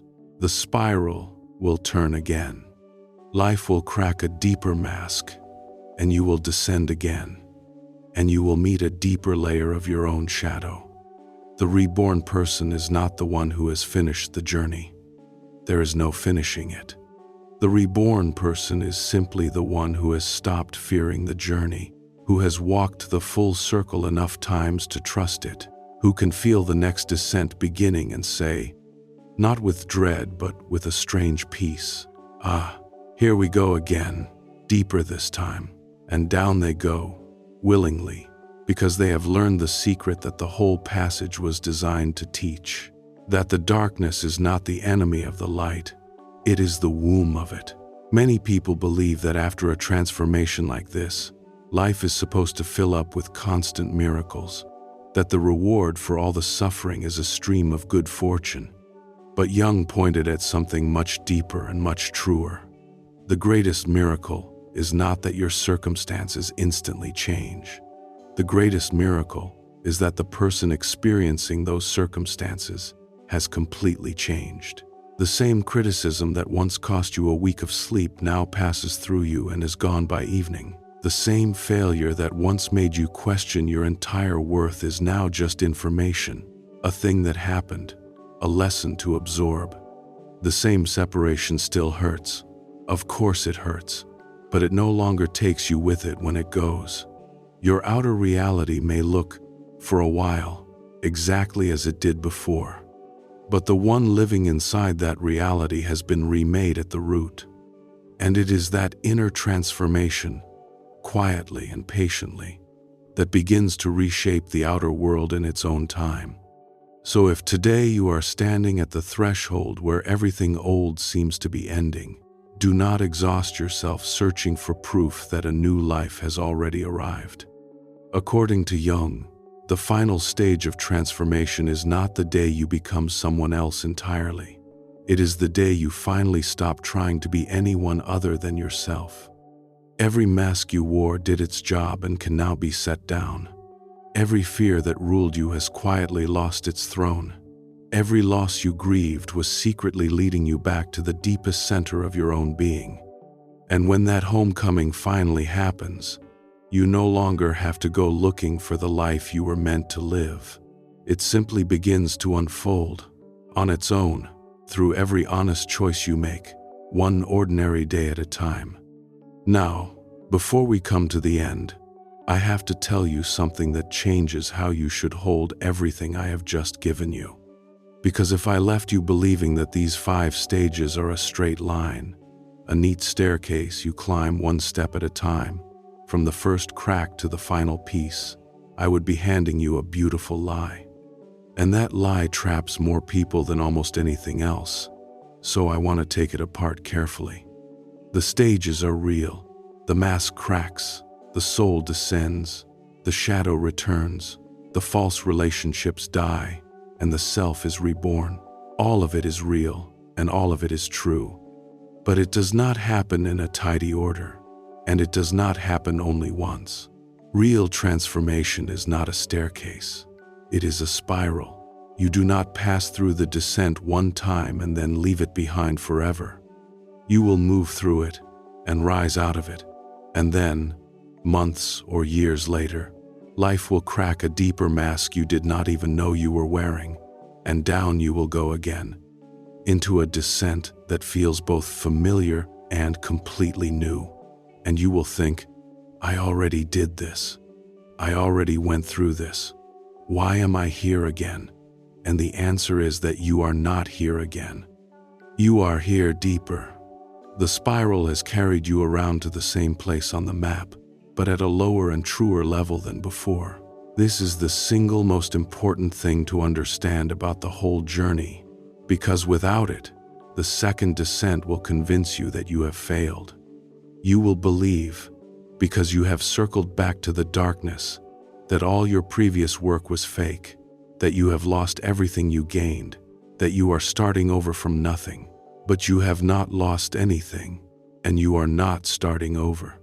You are going around again, and each time around the spiral, you shed a mask that is closer to the core. You integrate a piece of shadow that was buried deeper. You release a relationship that was harder to let go of, and you are reborn a little more completely than the time before. The people who understand the spiral can weather the returns. The people who believe in the staircase are destroyed by them, because every circling back feels like a collapse instead of a deepening. And once you understand the spiral, a strange peace becomes available to you, even in the middle of the darkness, because you stop demanding that the transformation be over. So much of the suffering in this whole passage comes not from the darkness itself, but from the belief that the darkness should already be finished, that you should be further along than you are, that a person who had really done the work would not still be struggling like this. That belief is a second layer of pain laid on top of the first, and it is entirely optional. When you understand that transformation is a spiral with no final destination, that even the most awakened people are still turning through their own deeper descents, You can finally release the exhausting demand to be done. You can let yourself be exactly where you are on the spiral, without the added agony of believing you should be somewhere else. And that release, that permission to be in process, is itself one of the most healing things a person can ever give themselves. There is a reason all of this hurts as much as it does, and it is worth naming plainly, because the pain can feel meaningless while you are inside it. The pain of this passage is not random suffering, and it is not punishment. It is the pain of growth, the same pain a body feels when a bone that healed crooked has to be broken again to be set straight. Your life healed crooked. It formed around a mask, around adaptations you made to survive a world that did not always have room for your true self. And now something in you is strong enough, finally, to break what healed wrong and set it right. That is what the cracking is. That is what the descent and the shadow and the loss are. They are the breaking of a self that formed crooked, so that a truer self can be set straight. The pain is real, and it is severe, but it is the pain of correction, not destruction. It hurts exactly because something that matters is being made right at last. I want to say one more thing about the pain, because it is the thing people most need permission to feel. You do not have to be graceful about this. Nowhere in any of Jung's work does it say that you must move through your transformation calmly, wisely, with serene acceptance, doing every practice perfectly. Real people do not transform that way. They rage against it, they resist it, and grieve it, and try to run from it, and fail, and try again. They have terrible nights, and small collapses, and moments of bitter doubt. And all of that is not a failure of the process. It is the process, lived by an actual human being rather than an idealized one. So if you are moving through this messily, if you are frightened and resistant and far from serene, you are not doing it wrong. You are doing it the way it has always been done, by everyone who ever walked this road before you. The grace is not in transforming without pain. The grace is in continuing to walk through the pain, one ordinary step at a time, even when you cannot do it beautifully. And the stages do not even keep to their own order within a single turn of the spiral. You might be in the 5th stage, the quiet of rebirth, in one area of your life, living from your true self in your work, while you are still in the very 1st stage in another, still wearing a heavy mask in your family, or your marriage, or your relationship to your own body. A person is not one single project that transforms all at once. You are many threads, and they do not all move at the same speed. One part of you can be reborn while another part has not yet even felt the first crack. This is not a contradiction, and it is not a sign that something has gone wrong. It is what it actually looks like to be a whole and complicated human being in the middle of becoming. So if you have been listening to these 5 stages and feeling confused because you seem to be in several of them at once, or because you thought you had finished one and here it is again, let me set you free from that confusion right now. You are not doing it wrong. There is no wrong. There is no schedule you are behind on, no correct sequence you have failed to follow. The map is not the territory. I have given you the 5 stages as landmarks, as names for experiences that would otherwise feel like formless chaos, so that when you are in the dark you can say, "Ah, this is the descent. I know what this is," and take some comfort in the naming. But do not mistake the landmarks for a set of train tracks you are obligated to ride in order. Your journey is your own. It will loop and double back and run several stages at once and move at a pace that belongs to you and to no one else. And all of that is not the failure of the process. It is the process. There is one more thing the spiral reveals, and it is a gift. It means you can begin anywhere. You do not have to wait for your mask to crack on its own to start this work. If you recognized yourself most in the 3rd stage, in the returning shadow. You can begin the shadow work tonight, even if you are not sure your mask has fully cracked. If you are living in the loneliness of the fourth stage, you can begin practicing the peace of your own company right now, without having to first complete the descent. The stages illuminate each other. Work on any one of them, and the others begin to move. Integrate a piece of your shadow, and a mask you did not even know you wore will loosen. Learn to sit in your own emptiness, and a false relationship will quietly reveal itself as false. You are not locked out of the later stages until you have earned your way through the earlier ones. The whole thing is alive and connected and available to you from wherever you are standing tonight. So let me bring us home. If you have walked with me all the way through these 5 stages, then somewhere in the last 2 hours, you have almost certainly found yourself. Maybe you recognize the first crack of the mask, that quiet, confusing emptiness inside a life that looks fine from the outside. Maybe you are lost in the descent right now, in the gray, formless silence where nothing means what it used to. Maybe the shadow is rising in you, and the things you buried are demanding to be seen. Maybe you are watching your old relationships fade and grieving the loss of who you used to be to the people who only knew the mask. Or maybe you are further along than you realized, already living in the quiet, already becoming the person who was underneath the whole time. Wherever you are, I want to leave you with the truest thing Jung understood about this entire passage. The boundary between collapse and rebirth is as thin as a single breath. The very same experience, the cracking, the descending, the shadow, the loss, is a catastrophe if you resist it, and a birth if you consent to it. Nothing about the events has to change.